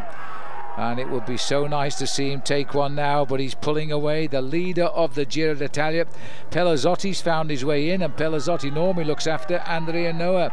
Now then, the infight between Garzelli and Popovich will continue down a rung just now, while Simoni is now in a position to build on his overall lead. I can't understand why they keep chasing down Marco Pantani. Belli's in the back there as well. He's the kind of man who could launch a counter-attack quite shortly. And Frigo, I cannot believe the size of the gear that Frigo is using there in about 4th position. But there you can see the damage that was done by those attacks. Here is the man who leads the points classification. And let's get a chance to see just who is with him. There is Georg Tocznik. Aitor Gonzalez, I'd almost forgotten he was still in the bike race after his win in the individual time trial. A very quiet Giro d'Italia from him. And this is the man. Oh, he's going on his own. I think he's just got no, Pelazzotti's still here. I thought he'd gone, but Simoni there looking for some help. And there goes Marco again up on the far side. Now that's a very intelligent way to attack. Wait for them to counter, go back in and have another go. This time he's got a little bit of a gap here, Marco Pantani. Well, he's recovered from the mental problems of yesterday when he almost abandoned. He's back in the thick of it. Well, that's a great move now, and all he needs is for somebody just to back off the pace for a kilometre or so, and he could build up an advantage of 10 or 15 seconds. But you know, the man setting the tempo on the front end of that group was none other than Gilberto Simoni. He certainly does not want El Pirata to fly his flag here at the Giro d'Italia here this afternoon. He looks over his shoulder just to see who's in contact. There is Pelazzotti, followed by Frigo. A little bit further back, Kirchen has actually managed to stay in this group after starting all the hostilities. Yeah, and Garzelli's got back. He's closed the gap too, so they're all together again here now. Just the Pirate off the front. There's Garzelli going through. Remember, he's the leader of the race on points now. Aitor Gonzalez, last man in the front group, of course. And it looks as though Marco, the old legs aren't quite what they were. He's been brought back in here by Simoni at 3 kilometres to go. I still got to wonder why Simoni feels an obligation to chase down Marco Pantani, who is so far down in the overall classification. You would have thought he'd just let him go and force the other riders in the group to chase him down. The 3 men in the top 3 places are in this group, because I also saw Popovich right in front of Stefano Garzelli, so no change for the moment. There's Andrea Noe on the far side, and Pelazzotti just keeping a check on him. Now this is a good move. Pelazzotti's going. Well, a good time to go, I would suspect, because they're all preoccupied. Pelazzotti is not going to, and Simoni's gone after him as well. And this time Simoni seems to be looking for somebody to give him an excuse to attack the race. He split the group down by half. There was 32 riders there, it's down to about 15, and now this is a very serious move. Simoni has ridden this race with such superiority, and Pelazzotti must be a little surprised that the pink jersey himself has come up. Well, he certainly is, but he'd be happy to work with him if he can. But right now, look at this gap that has been opened, and the man who was trying to stay on the wheel of the pink jersey there was Marco Pantani a few moments ago. Dario Frigo trying to pull himself back into the action. Noe is trying to pull himself back in as well after his bad day yesterday. Andrea Noe. Just look at the face here of Dario Frigo. What a different picture from yesterday when he was so strong. But Simone gained time over everybody yesterday. He's now trying to do it again today. This is going to give him a wonderful weekend on the road to to Milan rather, because he is a rider who is going to not need to worry about that last time trial, and that means a lot, I think, to somebody like Simone. Aitor Gonzalez moving up right in front of Dario Frigo. He's trying to pace his teammate back into the front of this race. Pantani, they're having a chat with his teammate as well. They're probably asking, how are you doing? Because if you're feeling good, we can try and pull you back up. He was talking there to Massimo Codol, a big bike rider who very often has looked after Marco Pantani over the years. The situation right now in this final mountaintop finish is Gilberto Simoni once again in complete control, and he's got with him a partner on this occasion. This is Franco Pellizotti in second position. The gap, Phil, is not that much though. It's only around about 10 seconds. Well, as we edge ever so close now, just over a mile to go to the finish now. Franco Pellizotti was the revelation of the year 2001 when he finished 20th in the Tour of Spain. Last year he managed 16th in the Giro d'Italia, and he's better placed now with 2 days to go after we get rid of this. I think they're going to get caught there, because Aitor Gonzalez was getting into a very sensible rhythm on the front end of the group there, trying to pull Dario Frigo. Well, we can't actually get in there right now to see exactly what's happening in this tunnel. It really is remarkable. I don't think I've ever seen this in the sport of professional cycling. We've got to try and peek through the window to see whether or not Gilberto Simoni is still in the lead. Well, at least they've camouflaged the ugly concrete building of the tunnel with grass over the roof, as we now look in through the looking glass and see who comes in first. It should be the two leaders. Pellizotti, there he is. No, that's not Pellizotti, that's further back. There's Pellizotti, and we can't go in the tunnel, our cameras would turn off. But there's still a measurable gap there. Aitor Gonzalez here with Frigo. Look like Popovich on his wheel as well. But you know, we're heading up to a situation here where Gilberto Simoni, and he's on his own. He's gone again. I was about to say could win the sprint. I don't think he's going to wait for the sprint. He has now gone for another big stage win at a very crucial stage. Whenever there's a chance at a mountaintop, Simoni has been the man. Well, that's remarkable. I didn't expect him to do this on the final big mountain stage, because really he could have ridden a very defensive style. But right now he's got the advantage. It's not very much, and I still have a feeling that Aitor Gonzalez might be able to pull it all back together. We've got to wait until we get out of this very long tunnel heading up to the summit here of the Cascata del Tocce. Once he comes out of the tunnel, he's got about 1.5 kilometers to go to the finishing line, but he is dancing on his way to victory. He has got the gap still. As we look at the Testa della Corsa, he looks over his shoulder there. He can see Pellizotti, who's around about 2 or 3 seconds behind him. Well, the form of this man is so good at the moment. I can't see them bringing him back. He's going for his third stage win. Pellizotti hanging on for second place.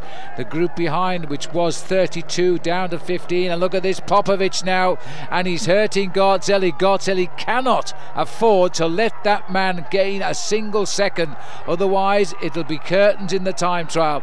So he's going to hang on to Popovich if possible, while here we go into the last kilometre with Gilberto Simoni looking for his third stage win and again increasing his overall lead. Well, Dario Frigo's taken up the chase. His teammate Aitor Gonzalez has disappeared. He's got Eddie Mazzolini with him, but in between we can see this is Pellizotti. But this has been a great reaction by Frigo. We're inside the last kilometre right now. Pellizotti second on the road. He's just got out of his sights there, Gilberto Simoni in the pink jersey, but this is the battle for second place in the overall classification. Just a little bit further back there, coming inside the last kilometre as well, Popovich with Rumsas, and still hanging on there is Stefano Garzelli. Well, Popovich is really hurting Garzelli, but he's not giving an inch there. This is Aitor Gonzalez. Looks very casual, doesn't he? But he's hanging. Marco Pantani trying to get back into the action, back into the tunnel again. Gilberto Simoni heading up for his third stage win. Can't see anybody pulling him back right now, although he doesn't look to be going as good as he was about a kilometre ago. So he's probably having, for him, a slightly off day, yet he's still best of the race as they come up to the line. Gilberto Simoni is going to have to increase his lead tonight. He could go over 8 minutes over the field. What a final weekend he can look forward to. He certainly can. He's dancing through the tunnel here. Rather complicated for television to get in there and see just exactly how the race is progressing. But this man now has been in the saddle for 6 hours and 18 minutes. And once he comes out of this tunnel, he should get a chance to see right up in front of him the finishing line. And there's been a fairly rapid reaction behind by Dario Frigo, who's trying to pull himself back into this bike race. Well, we'll try and have a spin round shortly, but right now enjoy this great moment with Gilberto Simoni. There is Frigo, and they've gone back into the group. They've got Pellisotti and put him down, and now Andrea Noah's got to work as well. To keep his high position overall. He's having a wonderful Giro. He had a bad day yesterday. Pellisotti helped him out of that mess, and he's tried to win for himself today without success. As we go up to the finishing line now, Gilberto Simoni has got to feel good about this, coming back from that tough stage yesterday and now getting the stage win. He gave, well, I wouldn't say he gave yesterday's stage to Frigo, that would be absolutely wrong to say that, but he finished second to Frigo yesterday. Now he's going to win for himself unless Frigo has other ideas. Frigo has countered the move. How far back is he? Well, he's not too far back, but it's an awful long, interminable final kilometre up here for this man, Gilberto Simoni. The race organisation, Castellano, is right in the car behind. He's trying to make sure what is going on in this bike race. Gilberto Simoni looks over his shoulder right now, but look at the speed of Frigo there. And Simoni will have missed him. He looked over and looked back just as Frigo came into sight, and I think that was Eddie Mazzolini with him, but it's all good for Gilberto Simoni. Increases his lead again, third stage win. Frigo reverses the order of yesterday by taking second. Mazzolini, Andrea Noah has recovered well. He comes home in fourth place, and his teammate Pellisotti gets fifth, and then the gap's open. Well, the most important thing we've got to keep an eye out for now as we look further down. This looks like Belly coming in. I want to see the relationship between the two men in first and second place in the overall classification, and that looked as if Popovich just came in there. Well, Popovich, and there's Garzelli. Now, was that Popovich who just came in? Yeah, it was Popovich, and what we're going to have to do is see the time difference between Popovich and Stefano Garzelli, because I have a feeling that it's going to go to a comeback again. Well, if you've got a few seconds, there's that wonderful cascade here as we come up to the finish. There's Marco Pantani in. It looks as though we're going to have a very, very close situation in the overall classification. Popovich has gained how many seconds? He was 11 in arrears. Here's the stage result. Popovich, how annoying, stops at position number 8, has come in 27 seconds down. Garzelli was immediately behind him, but there was definitely a time gap. Simoni, of course, gets the stage. His third win while he's been wearing that leader's pink jersey. That's got to be a fantastic feeling for him. And there's no doubt now he's going to win this race. Not very great average speed, but this was a tough day today, and a long one at that. It certainly was a very long day in the saddle for this man, but he did exactly what he wanted to do, go out and look at that, Garzelli 2 seconds. At 8:04 and 2 seconds to Popovich. This is going to be some time trial now between those two. Garzelli tried to open the gaps, and in the end they closed down. Well, there's the rider in pink, Paul. He's held the lead now since the 12th day of this race, since he conquered the Zoncolan. Well, he's got a short flat stage. Sorry, stage 10 he got the lead, yeah. He's got a short stage tomorrow, 120 kilometres to try and defend his lead, and then the final individual time trial to come. On we go then to Cantu, 133 kilometres. Nothing to worry the riders today. Freddy Gonzalez can trip into the finish tomorrow as King of the Mountains of this race. That's a repeat title for him. And the race itself throwing up nothing untoward. And Alessandro Pataki, I can assure you, will not be winning the stage today. Rather sad for him, and as we head into town now, this is rather an interesting little group that's just managed to get off the front end of the main field, and one man has jumped into the group, and this is Giovanni Lombardi. They're about 32 seconds over a group containing Marco Pantani, and that was really quite a surprise. Pantani looking for the gap on the run into town here this afternoon, and he's been joined there by Marco Vello. Well, an interesting break indeed. At last Lombardi has been incited by a good move here. They had to work very hard to get away from the group, and it's certainly not over yet. 32 seconds is not a winning gap. This is Eddie Mazzolini trying to pull himself back into the move as well, with Giuliano Figueras wearing number 21 at the back, the leader of the Ceramica Panaria team.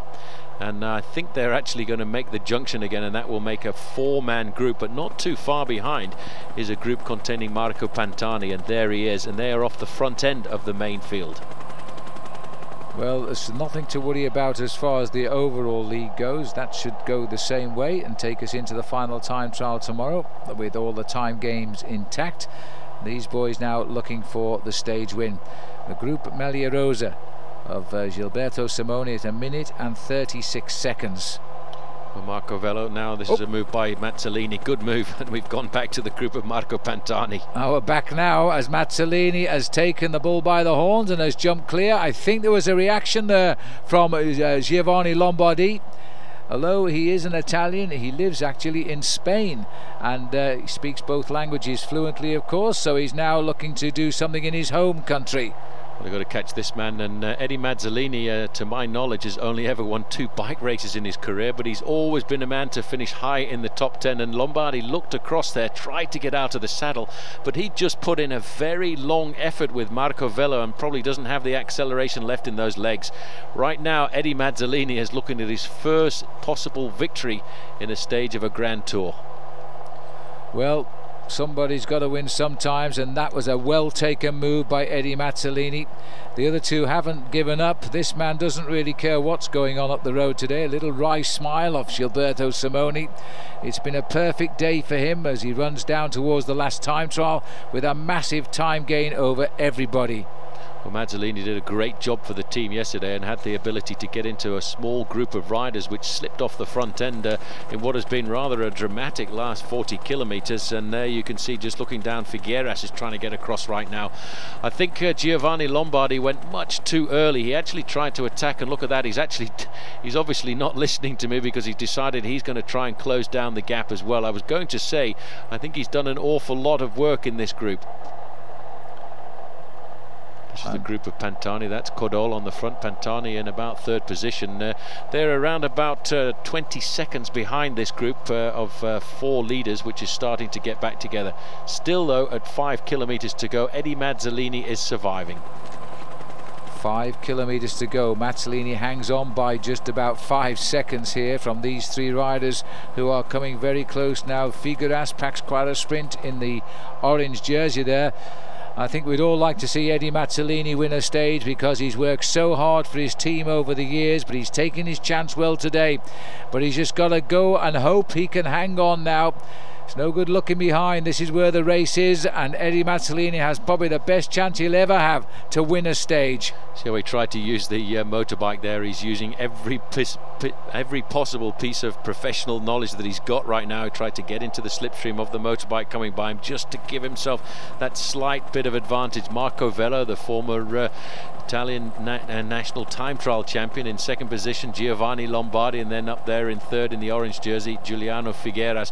I think Eddie Mazzolini is just holding on to around about a 10-12 second advantage here right now, and it's possible. They just don't seem to be able to nail back this gap that he's got. He's ridden so well over the last few days. He's well up in the overall classification, but if he could get a win of a stage, that would really be the icing on the cake for him and his team.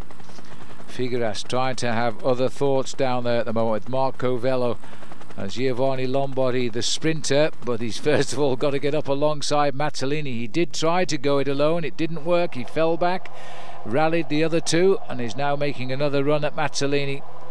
This is the group further back, group with Marco Pantani. Pantani really has finished off this Giro in fine form, Phil, despite the fact a couple of days ago I thought he was actually going to walk away from the race when he was involved in a pretty dramatic crash, and sat down at the side of the road, in my estimation, for around about 10 minutes. Yeah, but luckily he'd made a lot of time, and that was the day that many riders had lost big time, so you see he didn't lose too much in the end.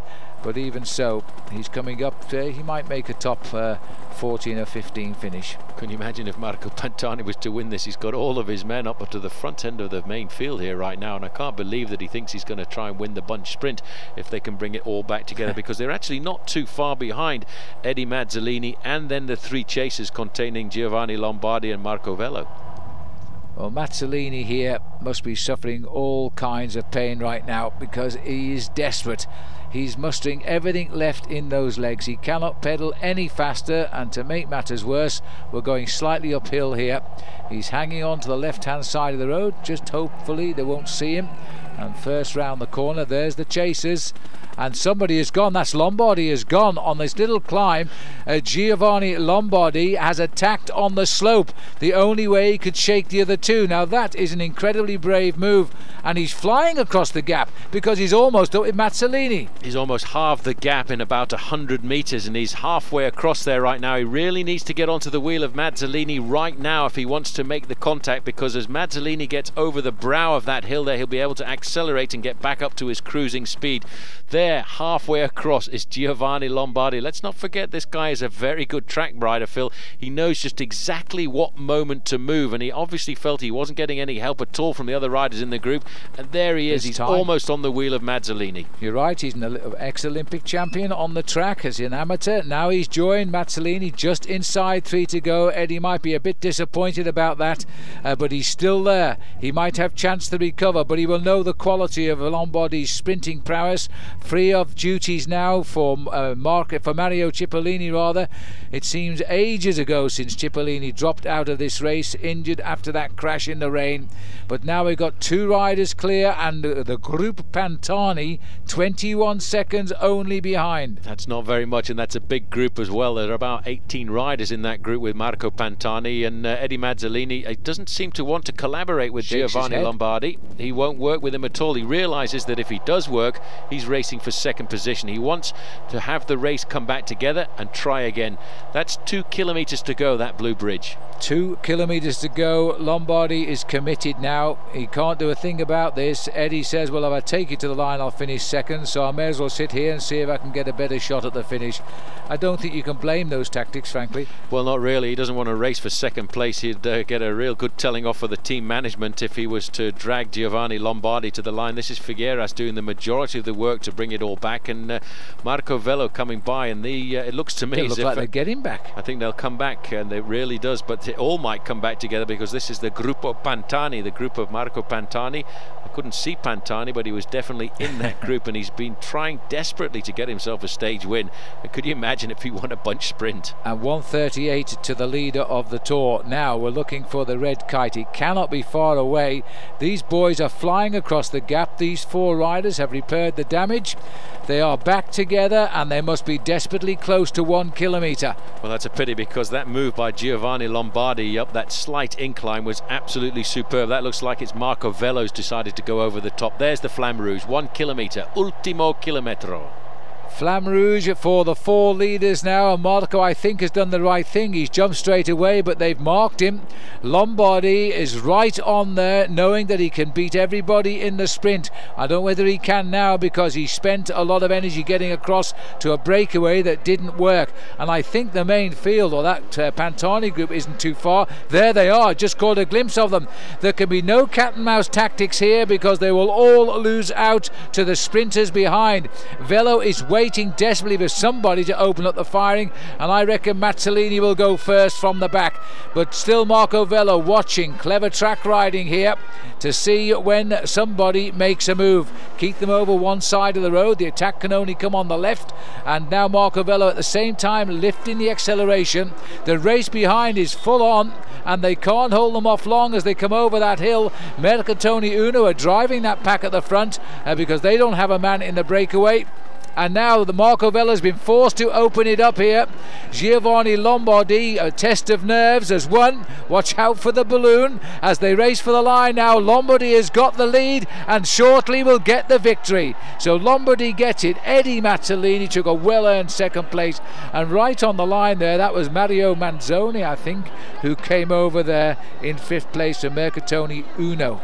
Well, I wonder what the judges will think about that, Phil, because he used most of the road in that sprint. It really was almost a slow motion sprint before it got started. 43 kilometers an hour. He really pushed himself. Look at that. Lombardi is gasping for breath right now. Hopefully the judges will look the other way, because he did start the sprint a long way over, right by the barriers, went across almost to the right-hand side of the road and then ended up right down the middle. And here comes the group, I presume, containing the pink jersey of Gilberto Simoni. The last road race stage of this year's Giro is over, and Gilberto Simoni hasn't got to worry about the time trial tomorrow. He can lose time tomorrow and walk away a clear winner of this race. He'll go to the start tomorrow, last man, with more than 8 minutes in hand over the second place rider of the Tour. It's been a marvellous lap of Italy for Gilberto Simoni, and he sent his team to the front now to bring him home. And they're going to feel pretty proud of the job they've done, I must say. Not the same can be said of Garzelli and Popovich. They go head to head tomorrow in the time trial, and that is going to be pretty dramatic. Just a couple of seconds between the two of them. Just 2 seconds. I would think Stefano Garzelli must be very worried this afternoon about the final time trial, because he really never has been the great individual time trialist, but he'll have to do something special if he wants to keep in second place in the overall classification. It will be a huge battle between those two riders as the main field comes in. The pink jersey right in the middle there, and they're all going to get themselves lined up now, Phil, for what is going to be the final test. As we look here, it's amazing the way that blue went right across the middle of the sprint. Giovanni Lombardi looking down underneath his elbow there to see if there was going to be any challenge at all coming from Figueras, and no, not really. This is the man who normally sets up the sprints for Mario Cipollini, but given his own chance, he's a pretty good sprinter himself. His first winner of the year, and his first win since he won into Santander, stage 13 of the Tour of Spain last year. But a win is a win, and it always feels good. I make it his 44th victory of his career, and a clear win. He knew he could win if he could get to the line ahead of the rest, of course, because he is the fastest sprinter, but he almost messed it up. Nonetheless, Mazzolini, the unlucky man, he got second in the end despite being caught. Figueras taking the third place. Giovanni Lombardi. I wonder what Mario Cipollini thinks of this. I'm sure he's watching it on television. His lead-out man getting the victory on the last road race stage of this year's Giro d'Italia. Quite strange how many times Giovanni Lombardi has actually won stages of the Grand Tours when Mario Cipollini has pulled out halfway through, and I think he's pretty happy with that one. And I obviously thought that he'd done a little bit too much early on, because he really did chase everybody, but this is a classification, Phil, going into the time trial. And there it is. That's how they'll start tomorrow. Simoni last to go, chasing Garzelli in the time trial. And the overall distance of the time trial, 33 kilometers in Milan, a little bit shorter than advertised, but nonetheless I don't suppose Gilberto Simoni will be worried too much about that. And that's just over 20 miles of racing around the city of Milan, which many people forget is actually the capital of Lombardia. Now let's have a look. I'm going to pick up the action here. Best time in at the moment is Bertagnoli, 39.22. It's about to be improved upon. The arrival of Brucegin. He had a very solid tour, almost had success in the mountains, didn't quite make it. He was wiped out when Simoni took over, but at the moment he's got the best time, 38.23. That's a very good ride. Pretty impressive average speed as well, 51.5 kilometers an hour. This is a man who is looking to get I think his first ever professional win if he can, and he goes to the top of the leaderboard here, and the man who might knock him off here is Aitor Gonzalez, his own teammate. And the winner of the only other individual time trial, and Aitor Gonzalez should challenge his teammate Brucegin here, 38.20. It's going to be close. My goodness me, it's going to be close. He'll have to put his head down if he's going to go second. He's gone second by a second. Now I think that is a turn up for the book. Gonzalez beaten there by Brucegin. Well, the last man to start, all in pink bicycle, pink disc wheel, pink helmet, pink everything right now for the man who is going to walk away with overall victory in the Giro d'Italia, but he's still got to ride this time trial, and it's still going to hurt. He's going to ride the time trial, but it's a wonderful feeling. He's showing his colours off to the crowd right now. This is Sergei Honchar, former champion, at 20 kilometres there, while Sandy Cazar is arriving at the finish line. Bertagnoli is sitting in third place. The other two riders' times have passed through. And Sandy here turning in a good time, really, showing he's leaving this race strong and will no doubt now prepare for the Tour de France. Now Stefano Garzelli, he's not going to win the Tour now, but is he going to finish second? Well, this is the big battle between him and the man who started in front of him, and we go down to the finish line. Dario Frigo is also not going to get past his teammate either, because at the outside time checks there, he was a long way off. Yeah, Pantani coming in, 40 minutes the time for Pantani, so he's a little bit away from it, but it doesn't matter. Marco Pantani, we hope, is back. He had literally an up and a down tour, but he's come strong at the end. This isn't a bad time to have a Pantani, 16th at the moment. 48 kilometers an hour as we go out here to Sergei Honcha, who's actually been setting some very fast times at the intermediate time checks, but he's never been very good at handling his bike. Well, I tell you what, he nearly clouted those barriers, but he's still looking like it could be the best time thus far here. He's looking at Brusagin's time of 38:23. He's not going to get inside 38 minutes, but he is going to put the best time on the board. And he's won time trials in the Tour of Italy before. Honshaw now is the man to beat. 38:04. He's gone 19 seconds quicker. Well, that time of Brusegin was looking like it was going to be very difficult to beat, Phil, when you see Aitor Gonzalez and the riders like Bertagnoli well outside that time. But this man is a former world champion at the individual time trial. Andrea Noe just riding through the 20-kilometer point, a minute off the mark at the moment, but 12th place at that point for him. But the big battle for me is between this man and the man who started behind him, Stefano Garzelli. And I'd like to see the time checks when we get to the first time check here for this man, Yaroslav Popovich.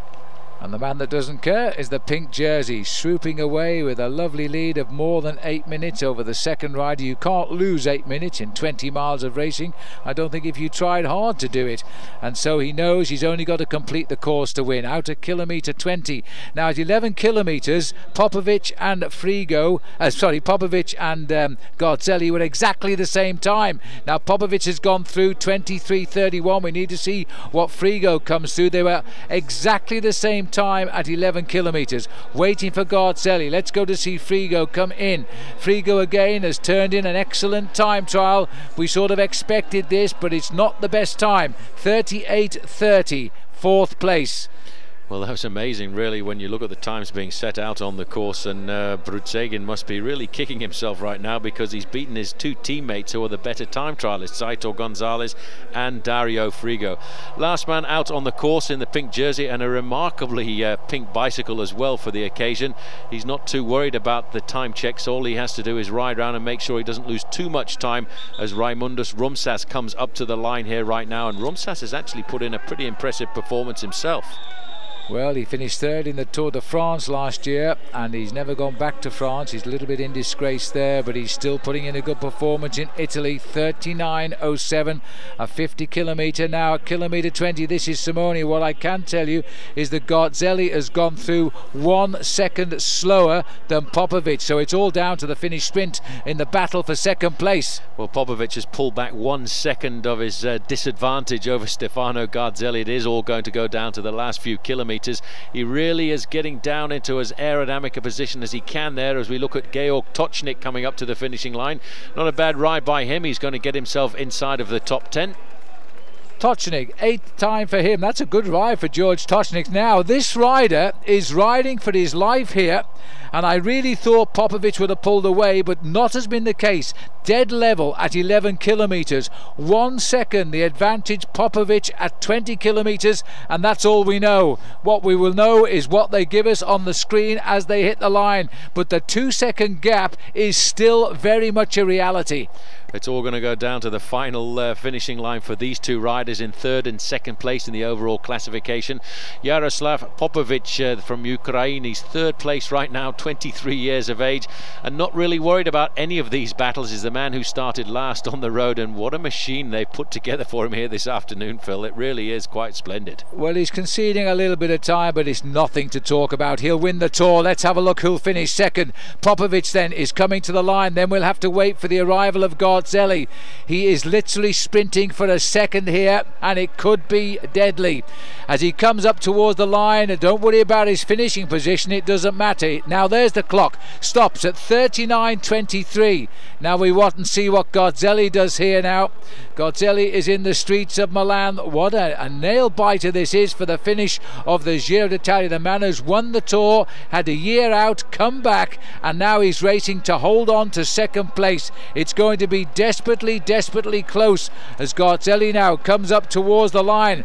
As he saved the day, and I think he might, it's going to be a heck of a sprint this. Stefano Garzelli, and I thought he would have lost it, he's going to hold on. 39.20, he has won, or he's beaten Popovich, and he will have just prized out a couple of more seconds. 3 seconds to be exact, and that really was a remarkable finish.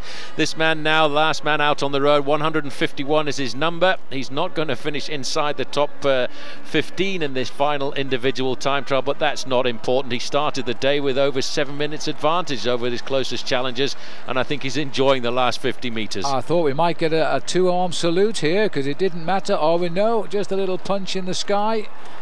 The winner of the Tour of Italy is indeed Gilberto Simoni. He did wave to us in the end, the winner of the time trial, Sergei Honchar.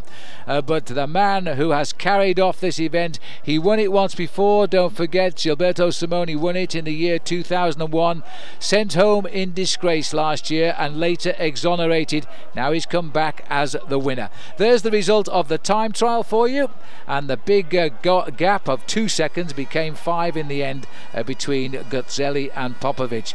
But this rider really was the very best man in the race. He won all of the mountain stages, and he showed us that whenever the time was to be taken, he could take it. I think his supporters need to be a little bit more careful there, because after all he's just ridden a very difficult 33 kilometres, and here is confirmation of the overall classification. A remarkable ride by Stefano Garzelli to keep himself in second place. He was always a true competitor. He didn't quite have it to match up with Simoni, but they were never going to take anything off him. Hope you've enjoyed the coverage. For Paul Sherwin, I'm Phil Liggett saying until the next time, goodbye.